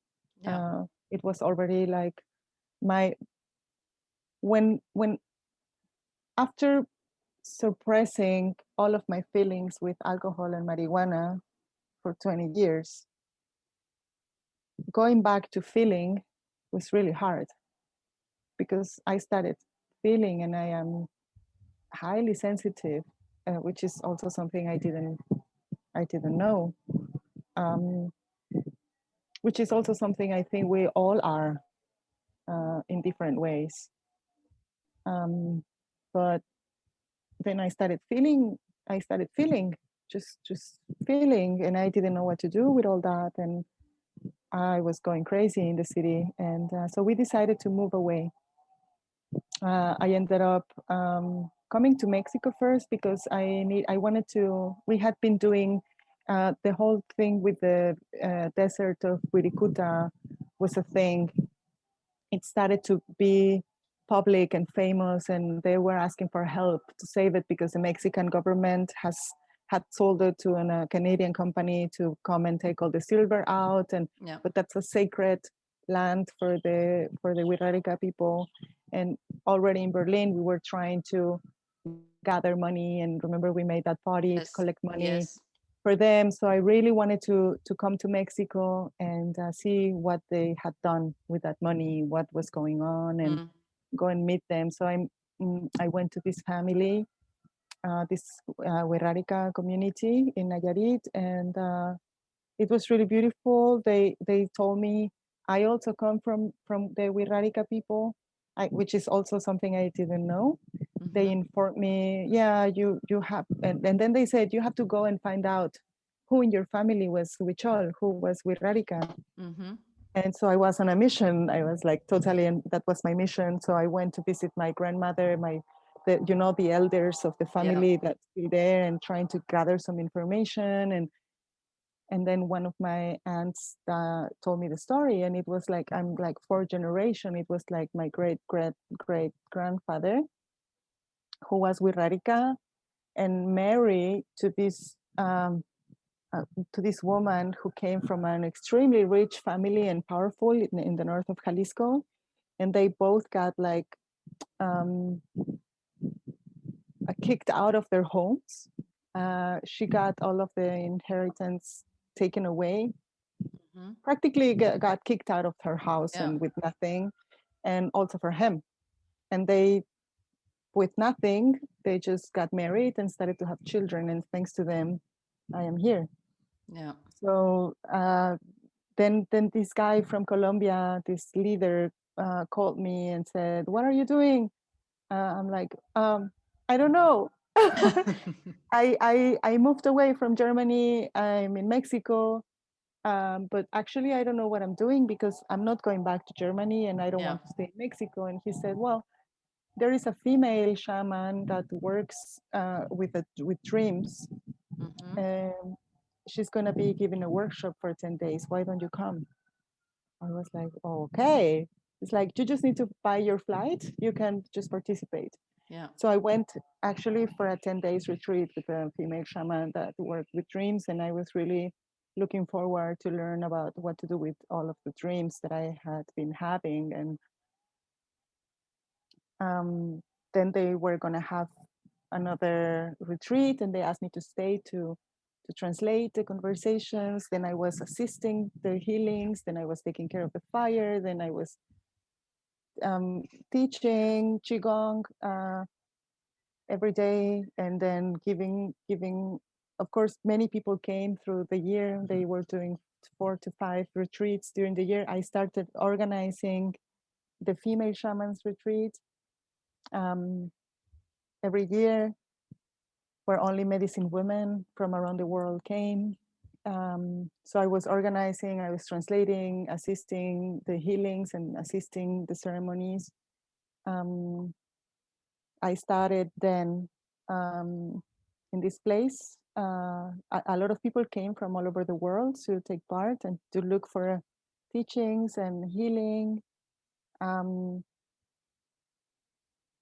being living always there and being always there, being the one person to talk to, um, people started to develop trust. So they Of would like course. ask me things Yeah. and come to me and say, Mara, I need to ask you something. I've been feeling this and this and that. Is there anything you would recommend me to do? And I would like say, yeah, well, there is this, I think this one healer could help you because this person knows very much about what you're saying. So if you want, let's have a conversation I would translate. Or this other healer because he knows much more about this topic. Or, I would do that Yeah. because I know them already, all the healers, all so well. And I knew a bit more than the participants, how they worked. So, and then after they left, because this takes 10 days, they go back home to Yeah. Europe or to wherever, Canada or to wherever Yeah. their homes are. And then there was the integration part where people were completely lost. And Yeah. this is something I've been realizing also through the years. But there is a lack of integration programs in all of the retreats there are. So, but back then, of course, I didn't know. I didn't even know what I was doing. But people would we would Skype, or they started writing me emails because we didn't have really good internet back then there in Colombia. So they would Mhm. write me a huge email and ask me things, and I would like answer. And then when we had a chance, we had a Skype call, and this went for months until they felt they could go on with their lives together, like carrying everything what happened in Yeah. the ceremonies. So I already started doing it, helping people to integrate their process, um, just like that, just like, so it developed like that. I started and I was teaching the kids, I was teaching them English, I was also taking care of the kids. And yeah, I was doing many things in this community, many things. So it developed like that. I ended up I was like staying, went for 10 days, stayed for the next retreat, um, continued on my vision quest. I went back to Ecuador where I started for the Mhm. second year. I realized I don't like the vibe anymore of this place. So I asked if I could continue where I was because I like the teachers on the Lakota traditions Mhm. more better. Like I had the feeling I can learn much more from these persons. They also came from North America, and they were like uh, kind of, I would say, real medicine people. And I really was happy to be learning from them. And they always had like an advice, and I could call them and I could like ask them things, and they were really guiding me through my process and how I am supposed to do things instead of just following a protocol. So I ended up finishing my 4 years vision quest in this same place, and I just ended up staying until the time came where I realized I was not happy there anymore. And I had to move on. Mexico was already calling me. I had been spending some months with my grandmother because she got sick. She's really fine now, but I could feel I need to be back, and Mm. I need to be closer to my family. I need my own space. And um, I had like a lot of projects in Colombia. I grew a lot of tobacco, and I wanted to do things with this tobacco. Then I started growing medicinal plants, and I wanted to do things with these medicinal plants. And of course, there is this family. There, it was their house, and they were the ones who wanted to do things. And I already like found myself like with my head to the wall because there was a limit. Yeah. There was the limit of what I could do in this space, Yeah. and I couldn't go farther on Yeah. what I really wanted to do with myself. And I had a deep love with this project and this family and um, this space. But then, I realized if I want to stay here, I have to do things the way they want it. Yeah. And the way they want it is their way. It's okay. Everyone should just follow what they want. And what I really wanted was more. Was I needed not that they were not doing enough. I wanted to do other things and I could not do them there. So I came back and I didn't know what was going to happen. So here I am, starting. I have my first tobacco plant. I started to this is have why you had my to be medicine. there, you know, learning these things, and now you can develop everything in different way. Everything happens for the Exactly. reason. Back to the same point. Everything has a purpose. Yeah, it served the purpose, and even though I didn't know, so even though don't know, everything has a purpose in life, and you will see. So that's how it developed. It's a really long story full of many colorful stuff. Many healings. We would like cook ayahuasca sometimes for 3 weeks nonstop, you know, cutting, chopping the vine, chopping the leaves. How is the whole process actually of making ayahuasca? Well, there are different ways. There are many different ways, and depending also on what um, kind of medicine you want to prepare and who cooks it, and there are many different ways. And but the way we did it, we cooked ayahuasca for like the whole year, and this leader would make you really huge ceremonies in Germany. You know, like 4 weekends in Europe, at least 4 weekends with like Friday, Saturday, Sunday ceremonies Yeah. with 60 people. It was crazy. So we had to cook all that ayahuasca, and all the ayahuasca we drank in Colombia. So we had to make like a lot of ayahuasca. And the way we made it was very ancient way of making it, that it's a kind of a honey that it's really concentrated, that you can then like dilute with water and make it more.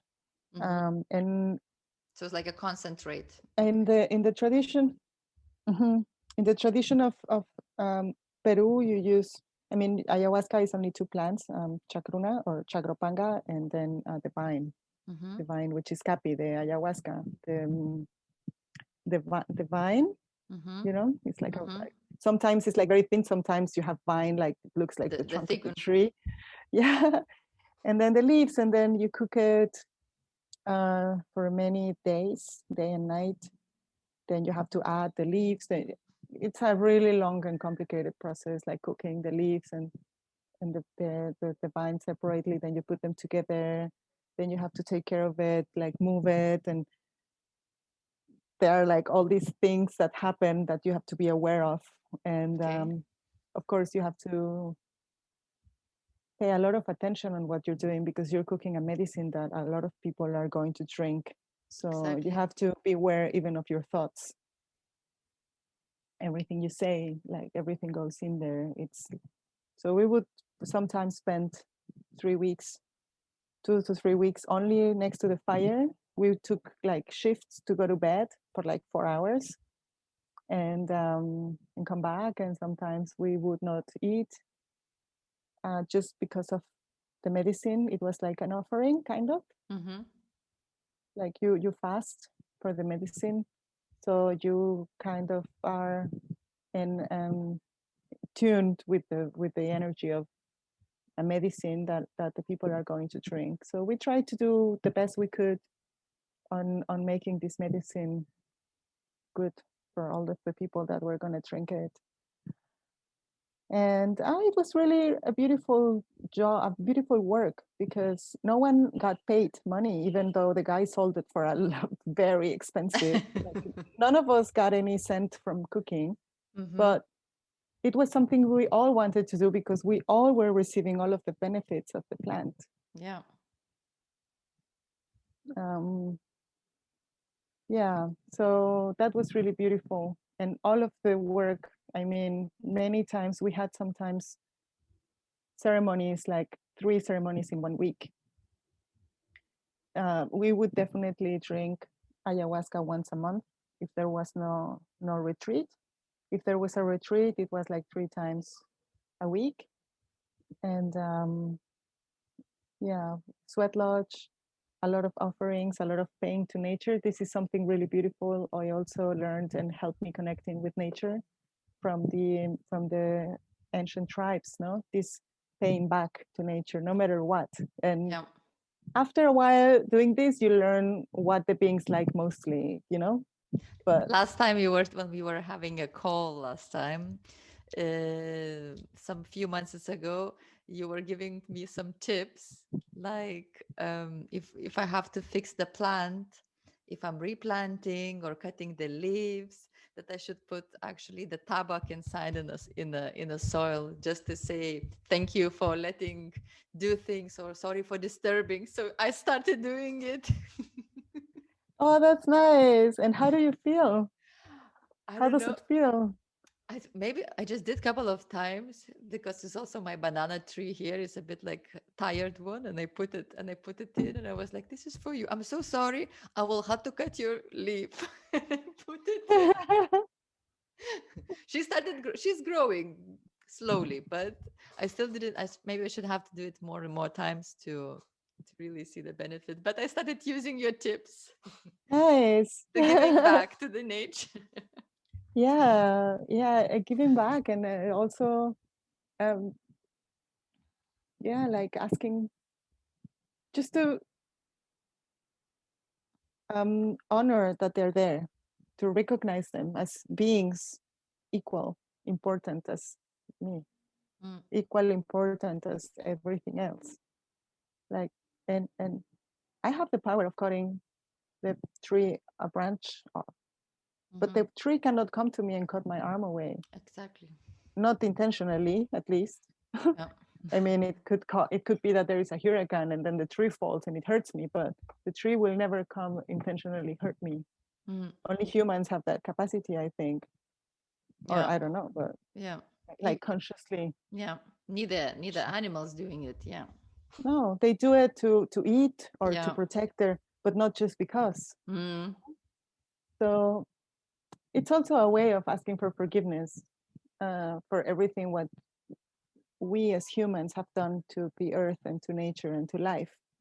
I mean, ayahuasca showed me what I was doing to my own life and to respect my body, and then after that started to see, oh, actually that tree is also part of me. mm, It is actually everything connected. We are all one. yeah, And to live this in the experience, because the idea is beautiful, but I think for me through the years it has been an experience, an understanding that came through experience, through life experience. So yeah, there was in uh, with the indigenous traditions, with the indigenous communities, a lot of this, a lot of offerings, a lot of connecting with nature through the offerings, through talking to them, like talking to them, talking to the sky and saying, please help me, talking to Mother Earth and saying, Mother, please help me for yeah, this healing. I need um, I need your help. Please take care of me. And after the years of doing this, I know no matter where I am, no matter where you are, we are all on the body of our Mother Earth. And that's what connects us. She is touching you and touching me. And that's, when you know this constantly, like more and more, um, it's really beautiful. So this is like the offerings that the indigenous tribes do. It's a beautiful practice to live in this connection, to be like every day, you know, to be aware of it. How can shamanism benefit a person's health and well-being? Well, Go with the you already actually explained your own personal improvement, how it helped to you. yeah. But what are the other maybe benefits of it? First of all, go with the right shaman. Don't go with just someone that calls himself a shaman or herself. Mostly, in most of the cases, a person that calls him or herself a shaman is not. Yeah. or someone who took like a weekend training, a shaman teacher training or something. That such thing doesn't exist. But well, shamanism being a way of communicating with everything what exists. I mean, often you think of a shaman being, you know, someone with feathers and like jaguar tooth hanging from the neck. And of course, there is a lot of that because it's a lot of the ancient people that had this practice. But it all has to do, I mean, Qigong came from shamans and you don't have any feathers and any, it's just different ways of communicating with everything there is. If I'm doing Qigong and I am talking, looking at the stars and collecting them, I am actually looking at the stars and collecting them, probably not physically, but energetically. I'm taking the energy of the universe and put it inside of my energetic field. So my body with its ancient wisdom will know what to do with it. I don't even have to know it, you know? It just goes and do its thing. It knows where to go because it has always known. If we think of the ocean or the water we are drinking as we're talking, the water of the earth doesn't go anywhere. It's been the same water since the beginning of times. So imagine where all this water has been. This water has been in the ocean, it has been in the river, it evaporates into the sky, then it rains again, then it goes into a flower, into a fruit, and we eat it, and it's out of our bodies, goes back to the earth, and it goes into a worm or into a bear or into whatever living being on this earth has water in it. And it's always the same. So all of the information of everything what exists, it's in our body and in the information of our, like, now science tells us DNA molecules, and like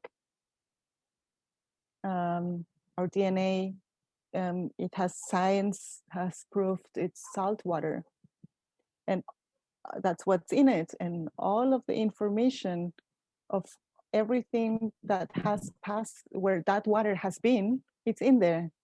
Of course, our minds are very limited to be able to understand and then to grasp or to get to see it. So then we have these kind of practices like Qigong or like ayahuasca or peyote, or I mean, you have the plants and you have many, many other different practices where you don't need this kind of plants to enter into this realm of information that's always there. Then a shaman would know ways of practice that help you to get into that.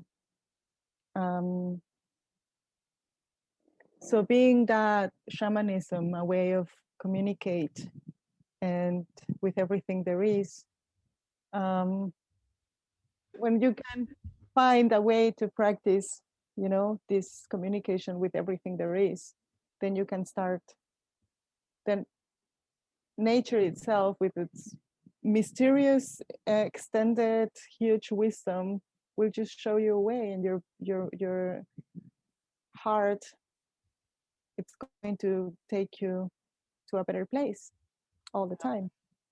So when you start paying attention to what you feel, what you're thinking, and paying attention that you can actually choose where to look at and where to go, and take care of what you say, take care of what you eat, and be aware of that everything serves for the well of the whole, then it can only be beneficial for yourself and to others. So there is not a one way or two. It's like everything is just better. And you can call it shamanism, or you can call it just being aware, or just being conscious and practicing and being coherent. So I guess there's like millions of benefits. I was saying in the beginning, in the intro, about you helping the community there in Mexico where you live. And I know from our previous talks that you're helping there many women in many different situations there, advising them and helping. And especially now when actually we are all women rising in the world, and the power of woman is becoming more stronger and more energetic. Um, if you, I wanted to ask you if you could offer women all over the world a magic tool that would connect them deeper with themselves, with the earth, and with the divine, what would you offer them? Well, we women have a monthly blessing that reminds us that we are the creators of life. So we bleed every month. Um, I mean, there are women that don't bleed anymore, that are older, uh, but still know what it is to bleed, know what it is to menstruate.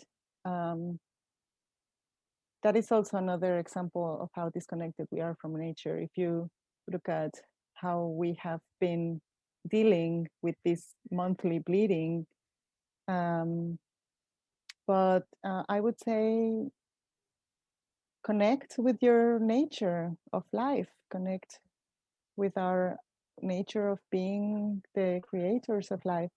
Of course, we don't do it alone. We need the man, but we have in our bodies the capacity of creation. Um, Connect with your blood, connect with your cycle. If you look outside, everything is changing constantly. Yeah. So women have this capacity of, we are also changing constantly. Our mood changes like during the day, and then depending on what our womb is doing, if we are menstruating or if we are ovulating, or if we are, all these phases of our menstruation It's related to cycle, moon as well. Mm. it's also with the moon. Yeah.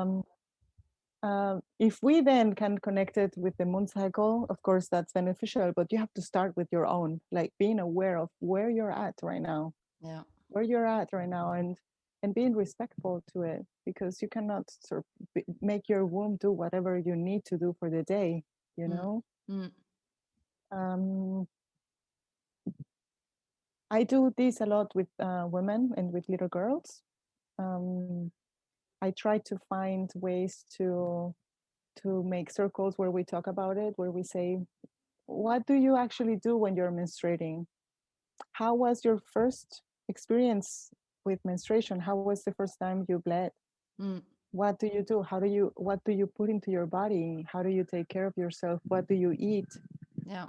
And then we come again to the point where we can see, I mean, if you look at commercials, everything, like media and like what the society tells us to do is like, pretend like nothing is happening, Yeah. just go and Yeah. ride your bike and go and swim and whatever, just Yeah. ignore it. Ignore it. We've Yeah. been taught Mm. to ignore it, and this is taking you completely Mm. away of our power of life, Yeah. of our creation, And and this is as disconnecting from created as our like a nature. taboo, like Yeah, things you don't talk since you don't talk like, about because it's dirty and it yeah. stinks, and it's like, like all these things they have taught us, Yeah. sadly. Yeah. But to our own blessing and privilege, we're now looking at them, and still in this life, I think we can make it. I mean, our generation is the one in charge now to like change everything. Somehow we landed here. For reason. So we landed here for a reason, we are the ones that um, have to take care of the future of the coming generation, the little girls that starting to bleed now. They should not be ignoring bodies and their life and their necessities.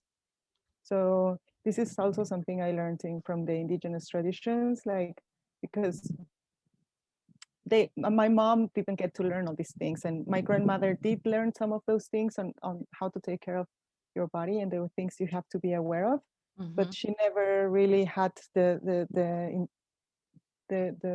opportunity to teach her daughters. So my mom, I bled the first time, and she passed me a disposable towel, and then I bought them every month to, and then I started to use the moon cup Mm. because it became the trend of like the ecological option. Yeah. After I learned it's extremely toxic, and it's not like the best you can do for your body. It's something good you can do not to produce any more garbage. Mm. But that's it. For the body, it's Yeah. completely toxic. Then everyone starts having like myomas and like all kinds of things. So I started to use like cotton pads, like made from cloth, from Yeah. cotton cloth or some natural fabric, and that you can wash and put to the sun to dry, and you can wear them again. I've been using those for probably 8 years already, and it's the best I've done to my body. And I also changed what I eat and what I do these days. Of course, I must say I am really thankful for that I can decide what to do in these days, and I can not go to work. I can call and say I cannot go to yoga. I cannot go to not talk to anyone. I'm just, almost put a red flag out of my room and say, don't talk to me. I, and then I try to be alone most of the time, because in this moment we are very sensitive, like much more than usual. So that's why when we have to go to work and we have to do things, we're in a bad mood. And then comes this cliche, Mm. oh, are you in your period? You Yeah. know? Yeah. And I mean, it's not, it's nature. We're not Yeah. supposed to be I angry, or we're didn't not choose supposed to be that. upset. I It didn't doesn't, choose that. no, yeah. We You are not chose even supposed me. to be in pain. Yeah. I'm And it's also suffering. society. It's society that makes us suffer. Yeah. Yeah. It doesn't supposed to hurt. It's not supposed to be painful. It's just the habits that we don't know, Mm. that we're doing something that it's going to give us a lot of pain, Yeah. because no one told us you shouldn't drink anything cold. Just that you shouldn't walk barefoot. You have to cover your belly. Um, just little things. So a magic tool I would give women is take care of your body, take care of your nature, honor, your womb, honor your menstruation. There are many things you can do to have a much better experience. I didn't believe it could get to be a moment that you can actually enjoy. It's really beautiful. Like if you pay attention to everything you dream, and everything, all of the visions you can, it's a moment of so much sensitivity, and so much information is passing through your mind and through your being. You can write down things, color things, paint, create. It's it's much better, something expressive, even only to yourself, not Mm. to others, than to lay down and read a book. Yeah. Eh, After a while of practicing stuff, you realize if you read a book, it's like too much. It's already like too much information for you. It's already too much coming in. It's already there, so much falling from the sky and from everything around you. And if you read a book, it's like, whoa, or watch a movie. Of course, it's entertaining, and it's like sometimes you just want to go to bed and eat chocolate and watch movies all day. And that's okay. You should do it. That's much better than going for a swim using some uncomfortable tampons or cup. And then you go home and you have a lot of pain because your body is so hot Yeah. during these days. You're not supposed to even take a shower.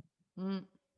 Uh, you're supposed to take, if you're supposed to take like some plant bath, or wash yourself, even with chamomile tea. If you have at home, you can just make some tea, put it in a bucket. If you don't have, like, I don't have hot water here, so chamomile tea or some plant, or even some warm water, and like wash yourself and don't get your head wet, and then cover up. And I mean, I live by the beach and it's always really hot and I don't feel like wearing socks and a sweater, but I'm also not going into the water because I know I'm going to be in pain after.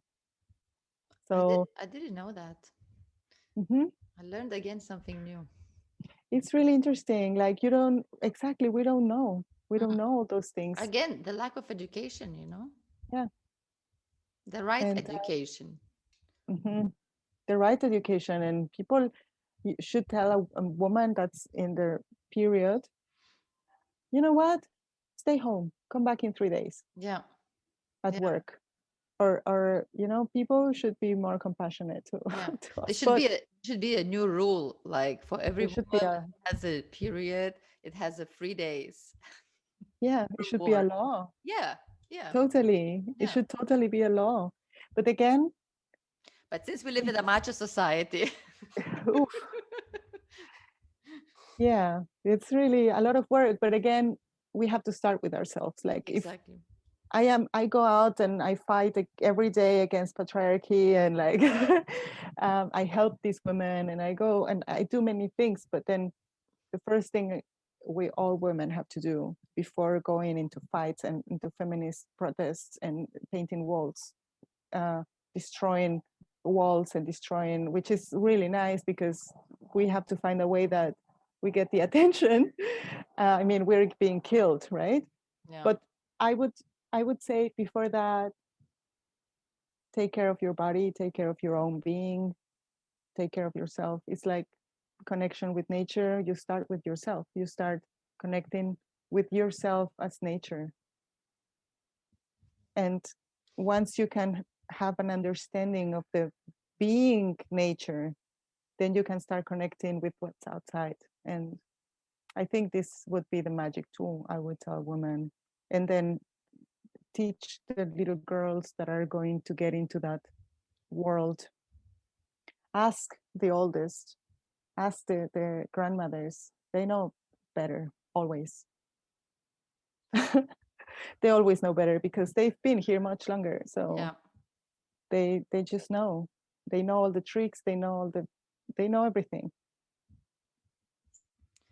So if we are in the middle, we have to be, you know, serving the ones coming, learning from the ones that already know more. That would be, I think. It's very powerful tool. Yeah. Now it's time for the last three questions, what I ask for all of my guests. Um, what does your morning routine look like? My morning routine, ah, I wake up, I look out of the window into the ocean. I go and make myself a coffee and then take a shower and go to yoga. I've been doing this since I can move again. So I'm really thankful for that. I have a really nice teacher.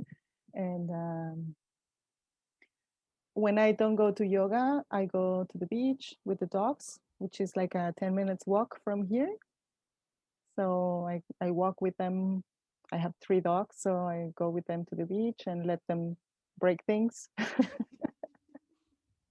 And we play and we run and we come back home like full of sweat and sand and dirt and So then nice. continue with the day. Yeah, gone with the day. So that would be the morning mostly. Sometimes it changes, like sometimes I stay and just water the plants if I didn't do it the night before, or if I'm bleeding, I mostly don't get up. I just stay in bed and like maybe go down for a tea and a hot breakfast and then come back and stay here. I'm really, really lucky for these opportunities of this morning. So I'm thankful for that. Beautiful mornings. Uh, The second question would be, what book have you recommended the most? what book? What book have you recommended the most to your people around or friends? It changes depending on the topic, probably. But I think the book I've bought the most is A Woman That Run with the Wolves that I've Ah, given to women. I had episode with a Clara. Yeah, And yeah, she said the same book. yeah. I She said actually the saw same that. book. And it's interesting because I think the first time I read it, it was with her. I think we read it at the Ah, same time, the so first time. So okay, we the could book is share a really lot about it. powerful then. Oof, it's really beautiful. I bought it many times for my sister. I just wanted my sister to read it and my mom, and they never understood anything. So I can say it's not for all women. You have to, it's not for everybody, but um, that's the book I've recommended the most, together with The Power of Choosing, which is Mhm. also a book that Clara gave me, I will The check it Power of out. Choosing. It's I think a Canadian or French Canadian woman called Annie Marker, Mhm. and it's a very simple written. It's like easy to read, and it talks about the power of making decisions, conscious decisions. So it's the book. That book I never bought. I read it from Clara, and then she gave it to me at some point because I kept looking into it and I was completely fascinated. And at some point, she gave it to me, and I've been yeah, giving it to a lot of people to read. And I recently got it back, so I'm about to read it again. Yeah. So there are many, and they change. I recommend a lot of books, but those two, I think it's the most that I recommend to people. I will check the last one out. I will order it as well. Because after I Clara told me the first one, I was like, I must check it out. The Woman That Run with the Wolves has been translated to many different languages. I Okay. highly recommend you to read it in your language, in your own like mother Okay, I will language. check it out in Lithuanian then. I'm sure you're gonna find it. Okay. It's been or the language you like feel more comfortable with. Mm. It's really beautiful. See, And the third question is, what are you currently most passionate about? that would be probably integration, integrating. I think I am starting consciously to pay attention to the integration process of everything I've been learning, and all of the changes in my life, how to put everything together into tools, and how to be able to say goodbye to everything what is not, I'm not, it's not, it's only taking my attention somewhere else, and like it's not useful. Even though everything serves for a purpose, it was probably showing me this is something you don't want. Okay, Yeah. bye. Yeah. But probably integration, like trying to, I think, also with my work with the women and with the children, and with my own work, my own yoga practice. I have an amazing teacher who was also my shiatsu, or is still my therapist, helping me with my back, and my relationship with my family and with my husband, and the relationship with the land we are lucky to take care of, to be able to take care of now, and to growing the plants and everything that I have learned and that I continue on learning and that I want to learn one day. I think I am passionate about finding the different ways of observing and integrating, trying to integrate like really into having a more coherent actions, having more coherent actions, that my actions are coherent to what I talk about. Um, so I think that's something I definitely pay attention a lot and look for different ways of being, uh, to integrate everything, and also to be able to help others integrate their own processes, because finally I'm realizing this is what I've been doing. So people keep coming to me, and I feel a huge responsibility of, if I take someone and decide to listen to this person and see if there is something I can do. Many times there is nothing. Many times I have to say, go to this other person. I cannot help you. Yeah. But if I do take them in and I say, okay, I'm gonna be here for you, um, to help them integrate in a better way that it's more beneficial for them.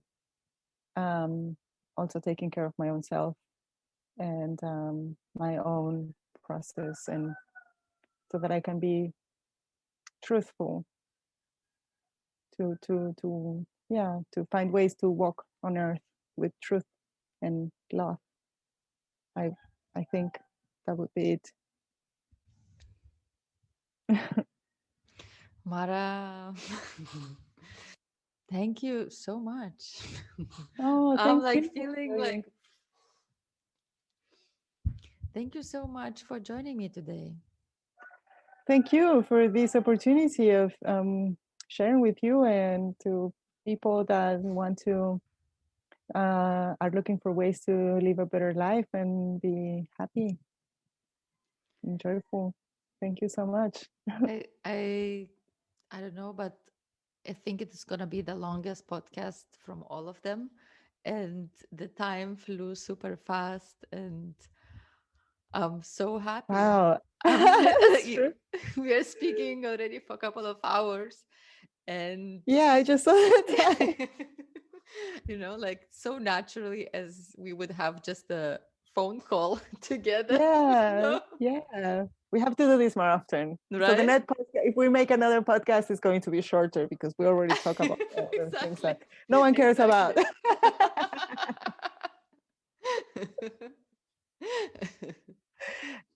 This was such a pleasure. Such a pleasure. Yes, Like yes. I really enjoyed it, every word you said, because it got right into me from here to here. Hmm. And I really hope that it did the same to other people.